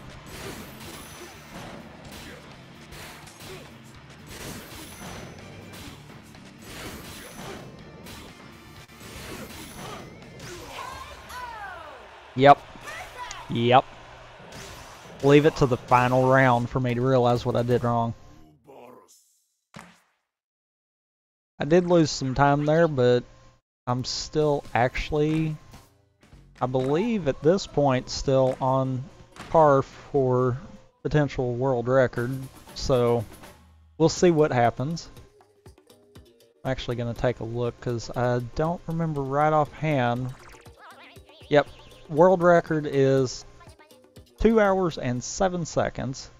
So I am still potentially on pace with that. I do have to save a little bit of time on Helix to make that happen.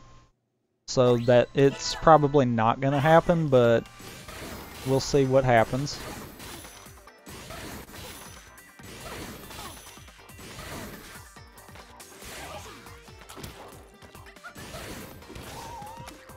Darn it.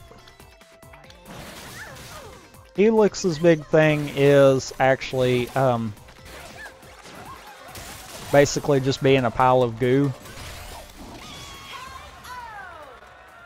As you saw, his dash kind of makes him duck. Yeah, it is a long run.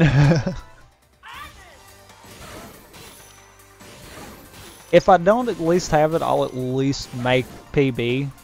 So that's something that's good, one way or the other out of this. But as you see there, his dash, it kind of gets him lower to the ground. Whereas his jump, if I do have to show it off, will actually just stretch him straight up in the air.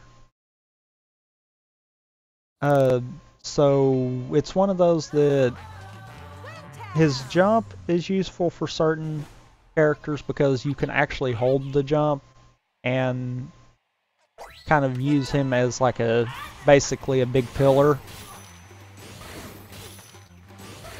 Like if I really wanted to right here, I could actually position myself in the middle and I should have about full coverage of the whole arena.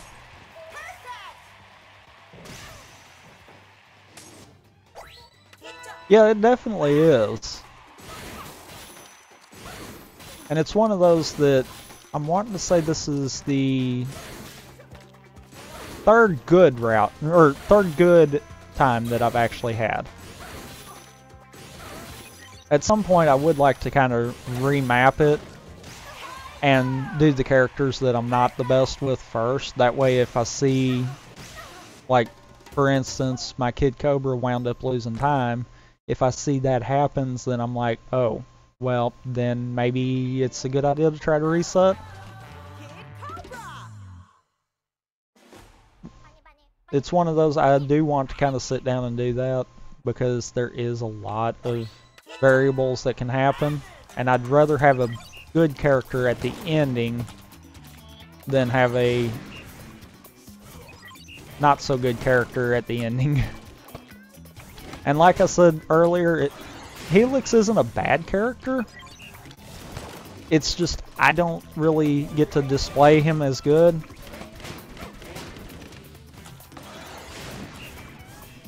But yeah, see, this is what I was talking about in terms of he's kind of a giant pillar.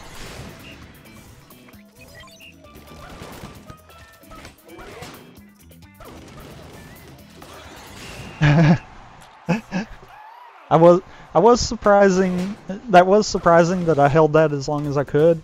But honestly, that big tower maneuver right there is really great for kind of dodging any kind of moves. I might actually try, depending on how Masongo's stage is, to see if I can make that work for me. Because I've actually not took a good look at it. Actually, I don't know. That might not work the best.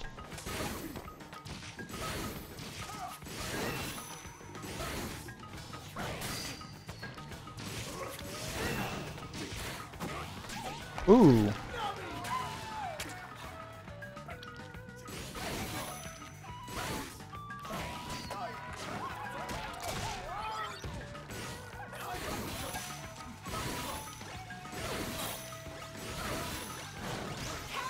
Yeah, that was not the best right there. It's one of those I'm still learning how to fight him, so actually having him 4 times, if this is a PB, having him 4 times in this is actually really good sign that I might can kind of snipe world record at some point. Because he is a new character that I don't think we've really had time to sit down and see if he's capable of being a lot kind of deal. Looking at the race we did earlier where I used him, I honestly think if I had a little more practice with him, he could very likely be a good character to have for any arms,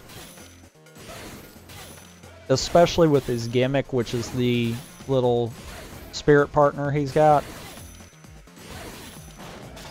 That actually can give you either more powerful attacks, a shield, and I'm wanting to say the blue is actually faster speed. So he does have kind of a little bit of a gimmick with him that is actually kind of on the cool side there.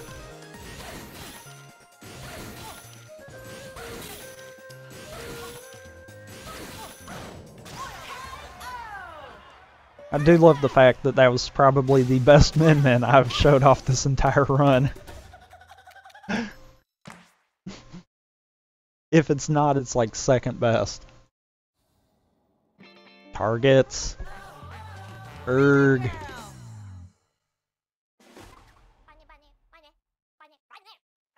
Little less than 5 minutes before I don't have at least world record pace anymore, so let's see what happens. I mean, it is possible for the last 3 to come out in time for it, but this is going to be one of those, this might have been what killed it.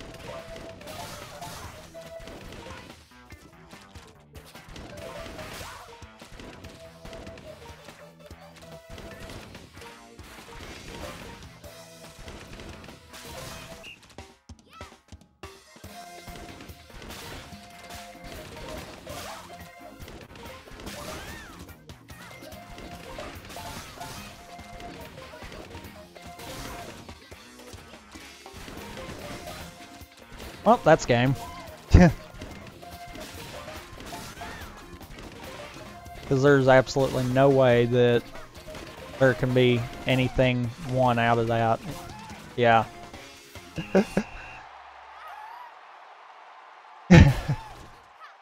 Gotta believe, but I also know that how this game can be at times, and my capabilities with Helix. So, at the same time, I'm like, yep, I am completely fine if this doesn't get world record. Because, yeah, my Helix is definitely not good enough to pull off a lot of time save.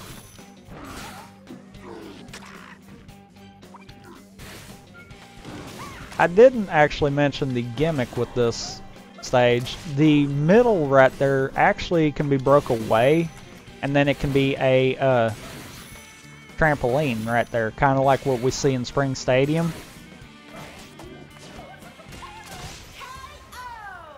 We might actually get to see it because the damage does stay from the first round. Oh, I'm completely relaxed. With me and speedrunning, I've never really been super competitive with it. It's one of those, it's something I really like doing, and if I can get a world record here and there, then that's fine.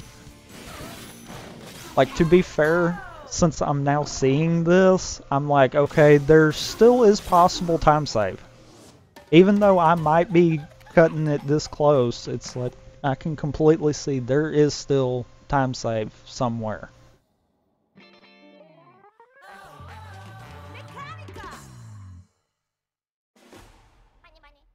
So yeah, I mean,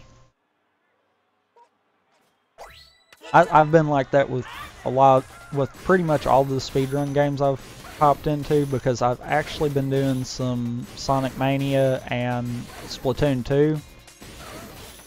And occasionally I pick back up Mario Kart 8, but yeah, that one's kind of a hit and miss. But pretty much with all of them, I don't set out to do world record stuff. I set out to see how close I can get. And to try to see if I can figure out some of the minor strats kind of deal.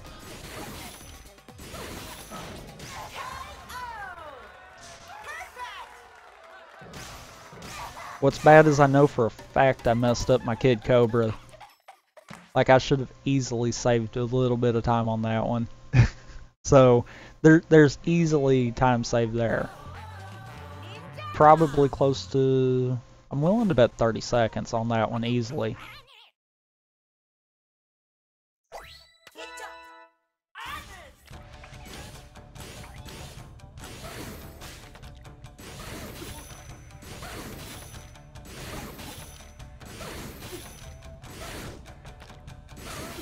And Ninja College, the world's worst stage.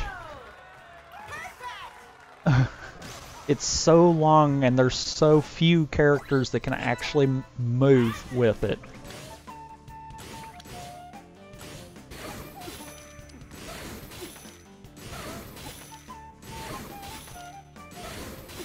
What's bad is even Ninjara has a hard time moving with this stage. Like, I'm wanting to say that's only 2 seconds slower than what I've done with some of the faster characters, and it's like, wow.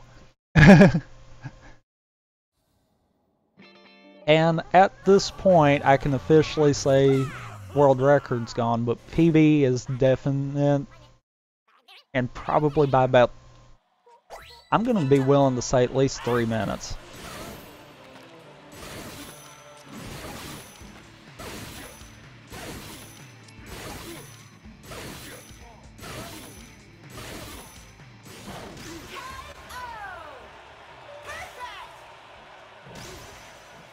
Maybe about 3.5.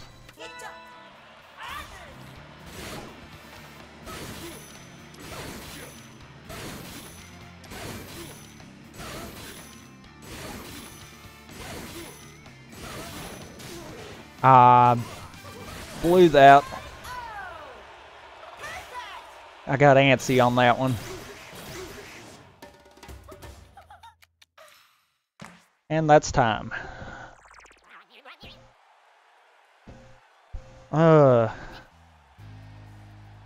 That is a long run.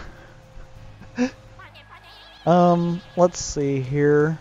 I think my timer was a little bit offset, so I'm willing to say that was about a 2:01, maybe 20-ish. Because I did kind of mess up and not hit it when I first started. World record, like I said, is 2 hours and 7 seconds. My last PB was actually 2:04:44, so I mean, I did shave some time down, but at the same time I'm like, that is close. I can easily see 30 seconds with my Kid Cobra, so I'm not gonna lie there. But I do want to mention the badges that I was saying. They're yeah. Pretty much, if you do pick up this game and you do speedrun it, these badges are going to give you so much coins that you can go in and get just about every arm there is. As you see down there, I've got over 1,500. I think I started with around 8 before we started today, so yeah. Let's see here. I do know you guys have some other stuff going on. I don't know if you need any kind of filler, since that is about 30-minute difference there. I'll kind of leave that up to you on that. But yeah, that was the all classic characters easy run. At some point we will have one, and I'm debating on suggesting that we might do one that's just DLC characters, which is Max Brass himself, Lollipop, and Masango right now, but it could be more as we're going. It's one of those that I'm kind of debating on whether or not I should suggest we just separate them or combine them, because oh god, that's a lot. But yeah, that was that. If you haven't already, I do have a Twitch channel. It's under the same name as my tag. I've done a lot of different speed runs. I play the game. I play a lot of various different games too. So I do recommend checking that out. Like Malieve said when we did the race earlier, if you're interested in it, go ahead and check out the speedrun.com stuff. And yeah, there's definitely tons of tech that can be learned in this, because I do know, let me get one of the characters that I have all of the arms in. That is the entire list of arms that any one character can have. Just because we use Chilla and Megaton in easy does not necessarily mean that's going to be the answer for all of them. There is tech that could be learned, and it's a case of I don't think we've really stumbled upon the right combination yet. But definitely, if you're interested in it, you have the game and want to pick it up, I do recommend doing that just to see what you can come up with on your own. Because like I said, just because we've decided something doesn't mean anything. I'm wanting to say in terms of the default scene, we actually got a surprise in terms of that, because a player that uses a lot of Twin Tail actually kind of showed us that there was a way that Twin Tail default arms could actually take the first place for easy. So there's definitely surprises that can happen.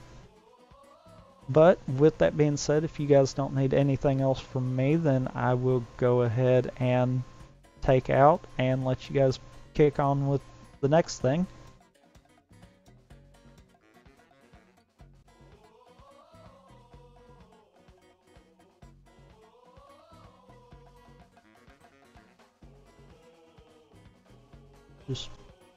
Alright, well then, it was fun, and I will see you all wherever I see you next.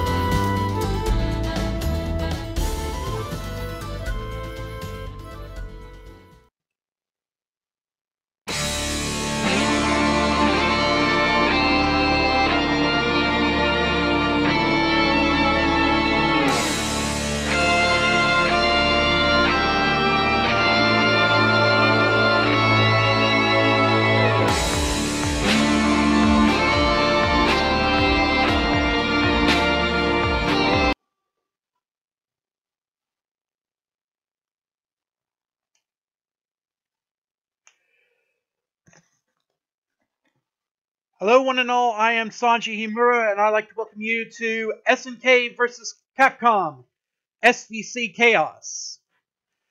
The game you have on your screen is that, and this is Arcade Level 1. And this game has a very interesting history between it and I, because I am the current world record holder of the any category at sub 10 minutes.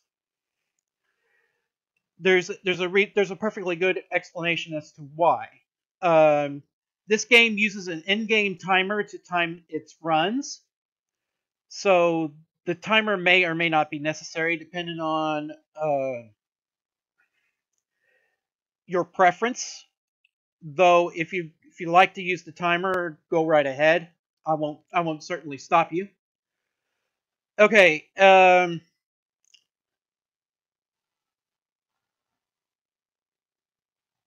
If I get done early enough, I may throw in a little bit of trivia.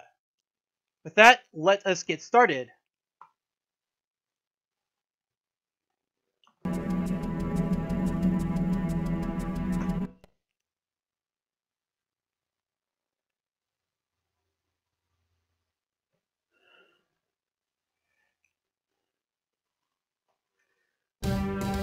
Timer starts when I select Terry Bogard. 3, 2, 1.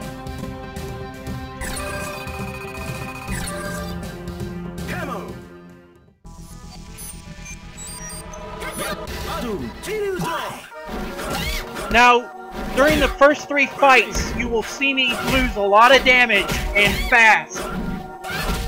And that is because there's this thing called the EX attacks. And in order to do that, and in order to effectively manipulate the mid-boss, will depend on how many EX attacks I hit. One will get me Dan and Gotenks.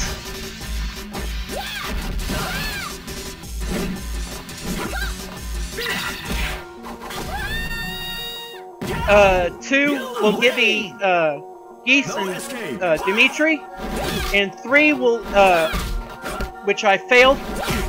3 will earn me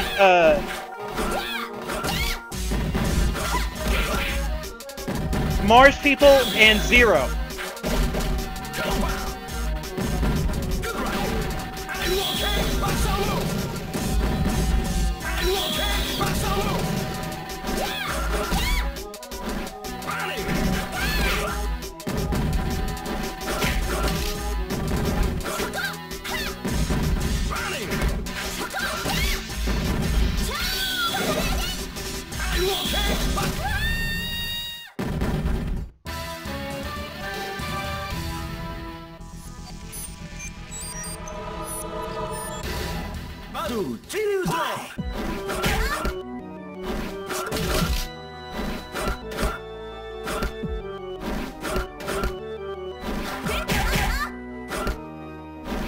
Now, the main reason why I'm losing a lot of health and fast is because there's one boss in particular I am particularly weak against.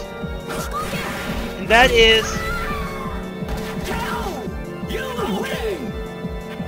yes, Athena is a secret fight in the arcade version. I have to fulfill certain conditions in order to fight her. But if I do,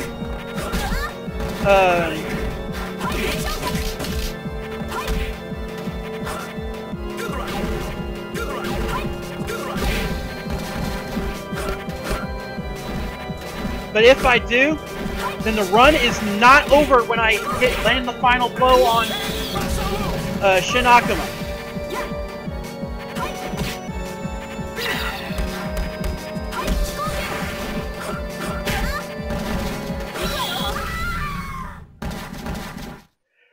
Now I get the feeling that I'm going to get goats in it anyway.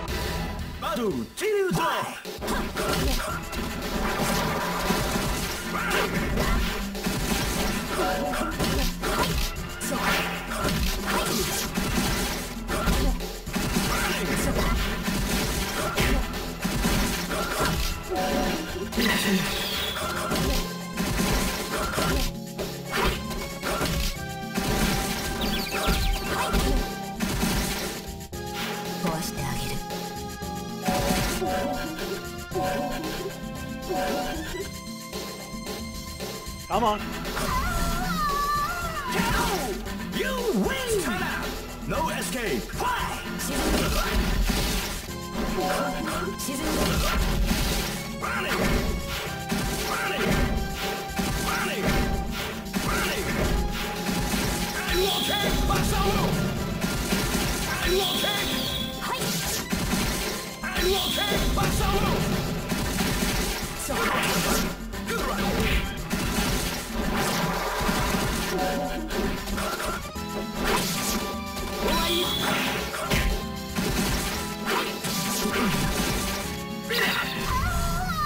There's my EX attack, so I may get a different mid-boss.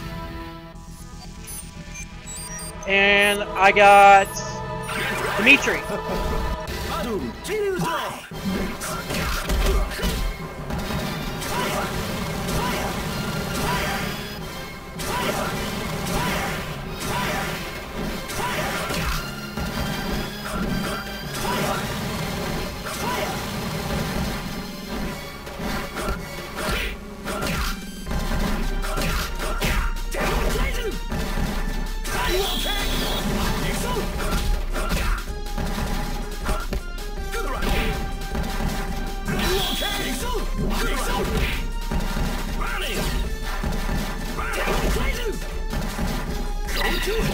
Oh, that's not good. No escape.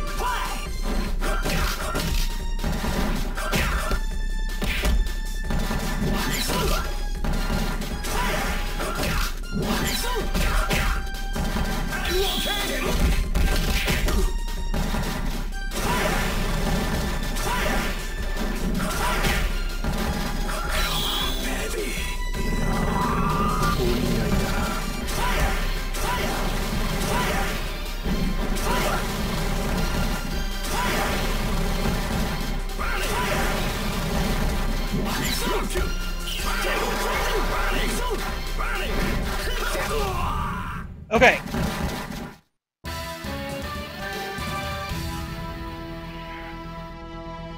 Continue. Now, I don't know if continues are allowed here.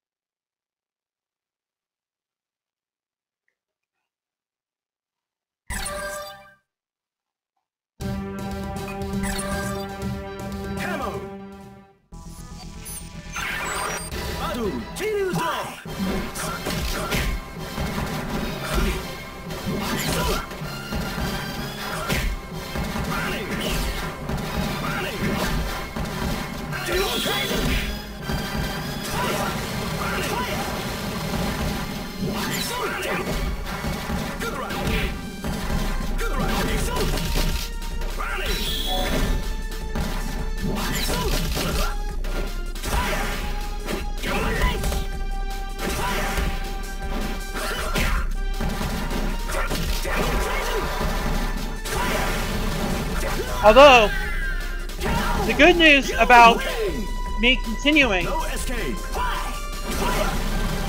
is that it eliminates the secret bosses entirely.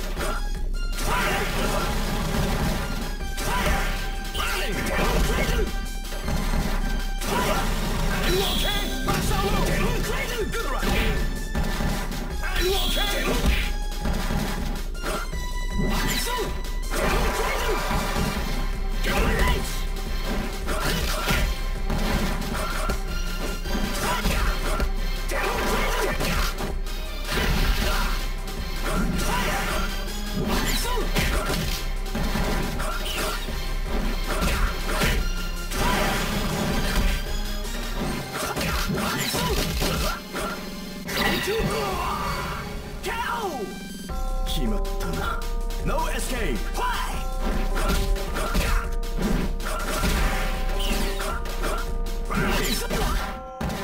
Good run. Are you okay? Master move. Running. Good run. Are you okay? Master move. Running.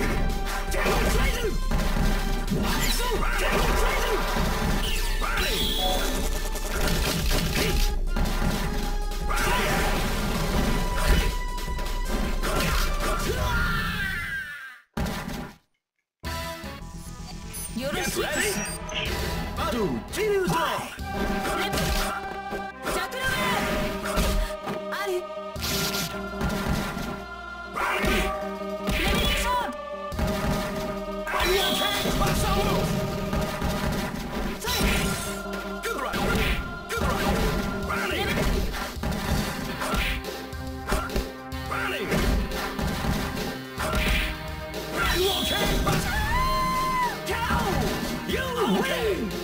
No escape. Running.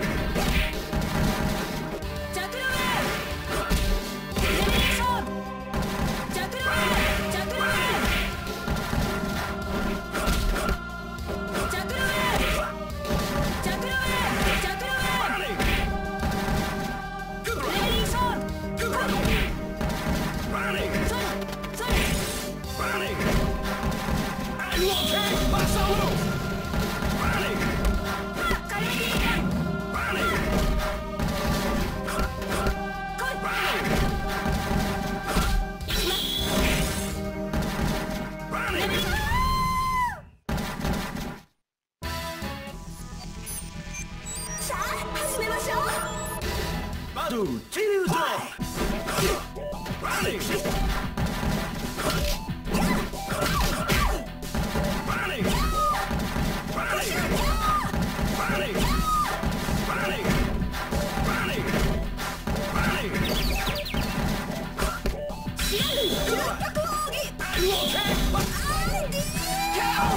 You win!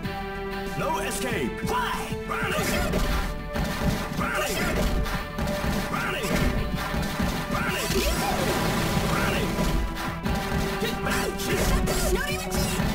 Are you okay? Master move! Running!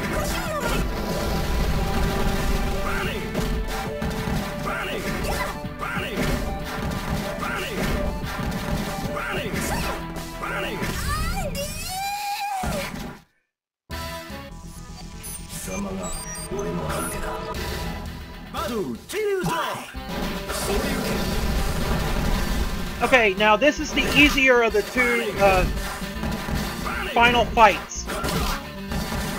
The wherever you fought in Fight 6, which was Tessa, in my case.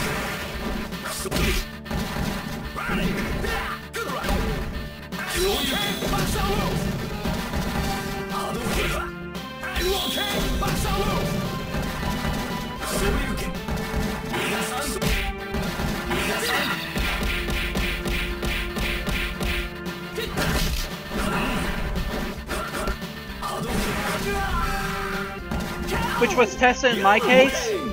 No escape. You fight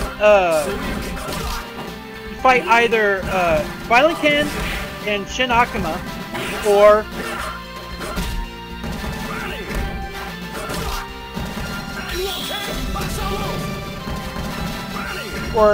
Orochi Ori and Shin Mr. Karate.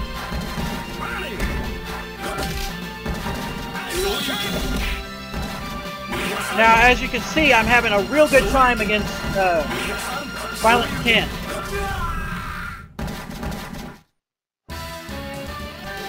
Yeah, same difference. Get ready. This is Shin Akuma here.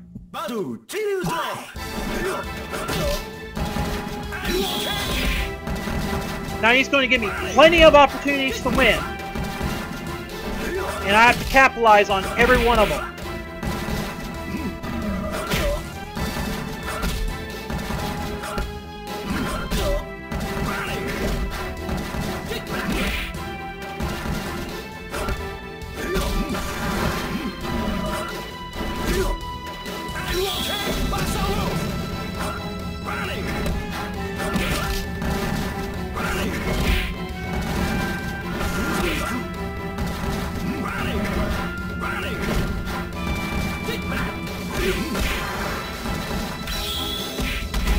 And I just lost. Oh, wait a minute. No, I didn't.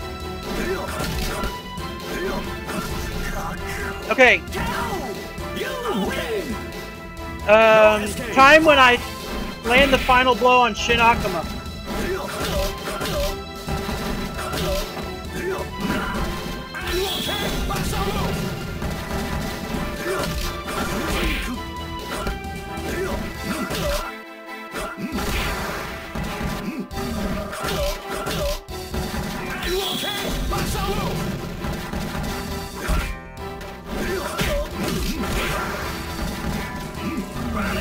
Time!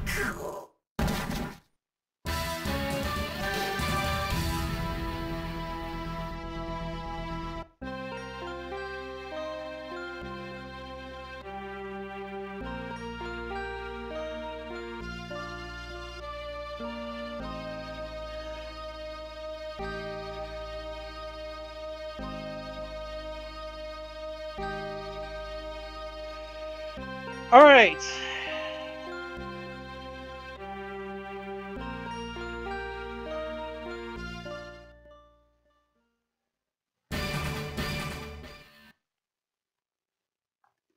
As you can see here, this is not my best effort, but on the other hand, though, this is a quote world record. However, this is a bit of trivia for you.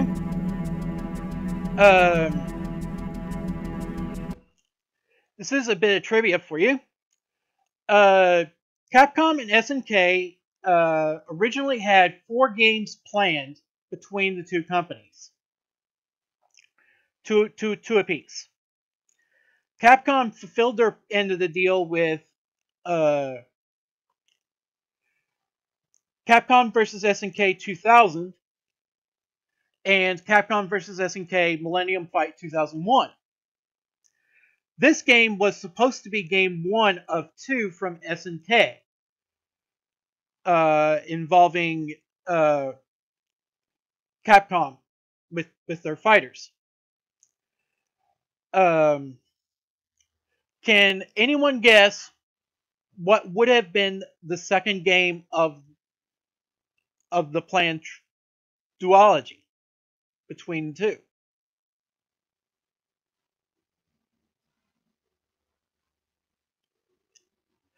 Well, I'll tell you. According to some sources that are close to SNK, the second game would have been Neo Geo Battle Coliseum. The development for that was scrapped when SNK, the original SNK, went bankrupt. And Playmore bought out SNK. But by then, Capcom disassociated ties with SNK, and so the two are not working.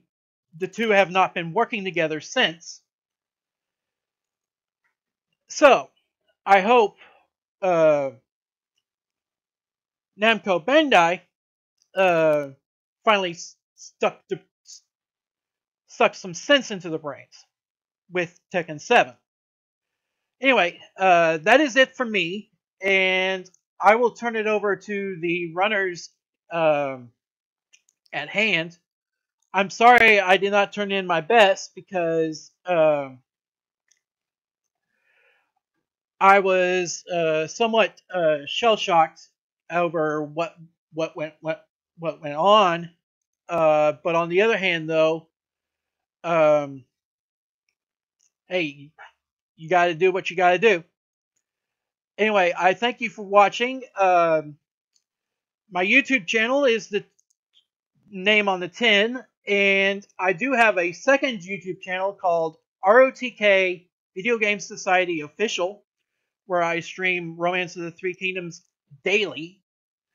Come see me every day at about 7 o'clock my time, 6 o'clock my time, which is U.S. Central, for some good old-fashioned Chinese warfare. With that, I will see you guys on the next stream.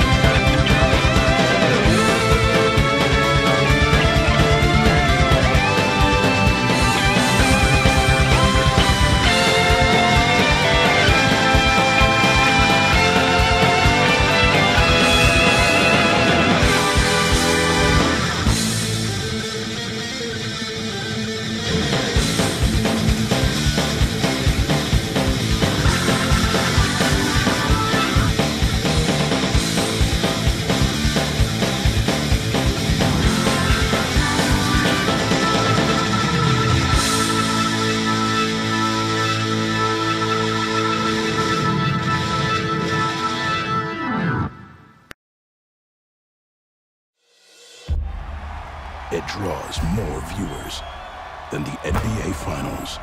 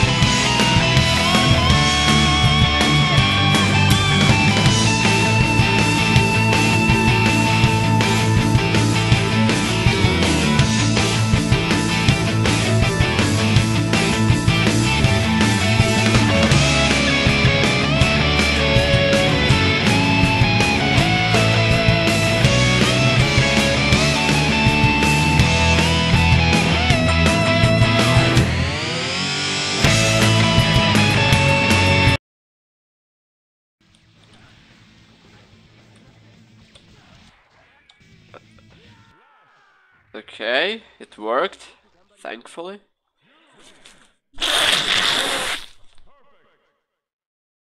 Okay, what do I need? I don't need anything. I just need confirmation. Just go again, so I'll remember everything.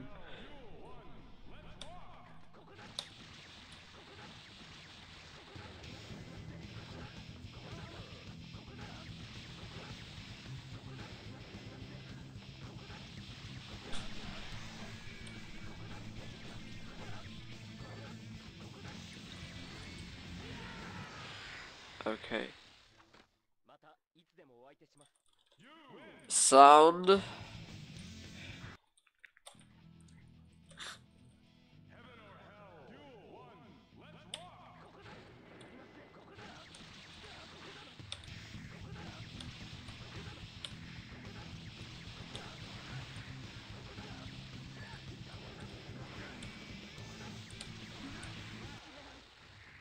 Game's low, but other than it's good. Sec.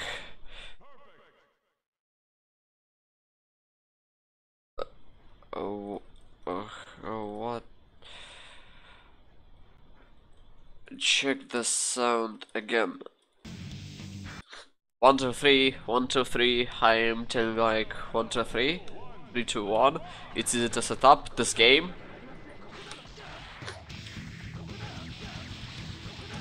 I'm quite sure like it should be fun now.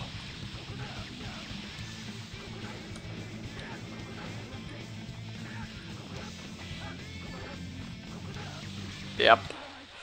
should be fine.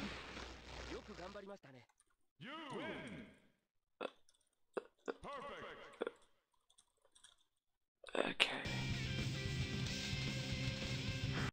Yep, should be fine. Should be.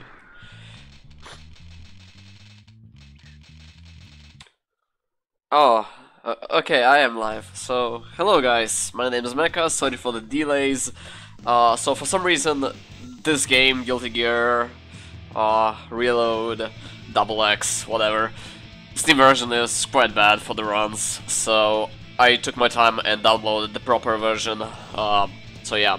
So we're gonna play Kai to finish this run, and I just want to make sure everything is fine. So yeah, okay, we're ready to go. So for this run we're gonna change our options to beginner, so the PC won't like do a lot of hits. We are gonna stop the time limit and runs to 1 and 30 seconds, and everything is not really matters a lot. So the timer starts when I'll pick Kai, so it's gonna be a 3, 2, 1, go.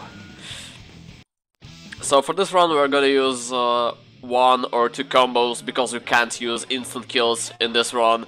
So for this combo we're gonna use some high slash. This move is it deals a lot of damage, and it also like deals a lot of stun frames to the enemy. So we can just spam it and like deal a lot of damage. And for the last move that like we're gonna end the combo, it can be random. So like I can use either input single slash, or I can use a move called stun edge. Its input is down forward and slash or high slash.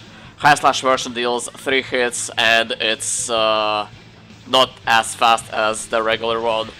Sometimes you will see me using this like giant sword. It's called Sacred Edge. It's basically a super move that Kai can use when his tension bar is at least half full. So far we're doing pretty great. So yeah. Other than that, you can see red gauge that's shining around the enemy's health bar. It's called the risk bar. If it's flashing, the next hit will deal a lot more damage, and the more you block, the more the gauge will fill. If you'll get the full gauge against the enemy, one combo will pretty much deal a lot of damage to him, and that's what we have to do, pretty much. But as you can see, I'm pretty much doing exactly the same combo, because I think it is faster to just cancel my high slash into the, you know, into the regular slash. So yeah, this is May. She likes to grab us a lot because she wields a giant anchor. So yeah. Again, we just want to apply as much pressure as we can, so we end the fights as fast as we can, because that's what speedrunning is all about. Usually we don't like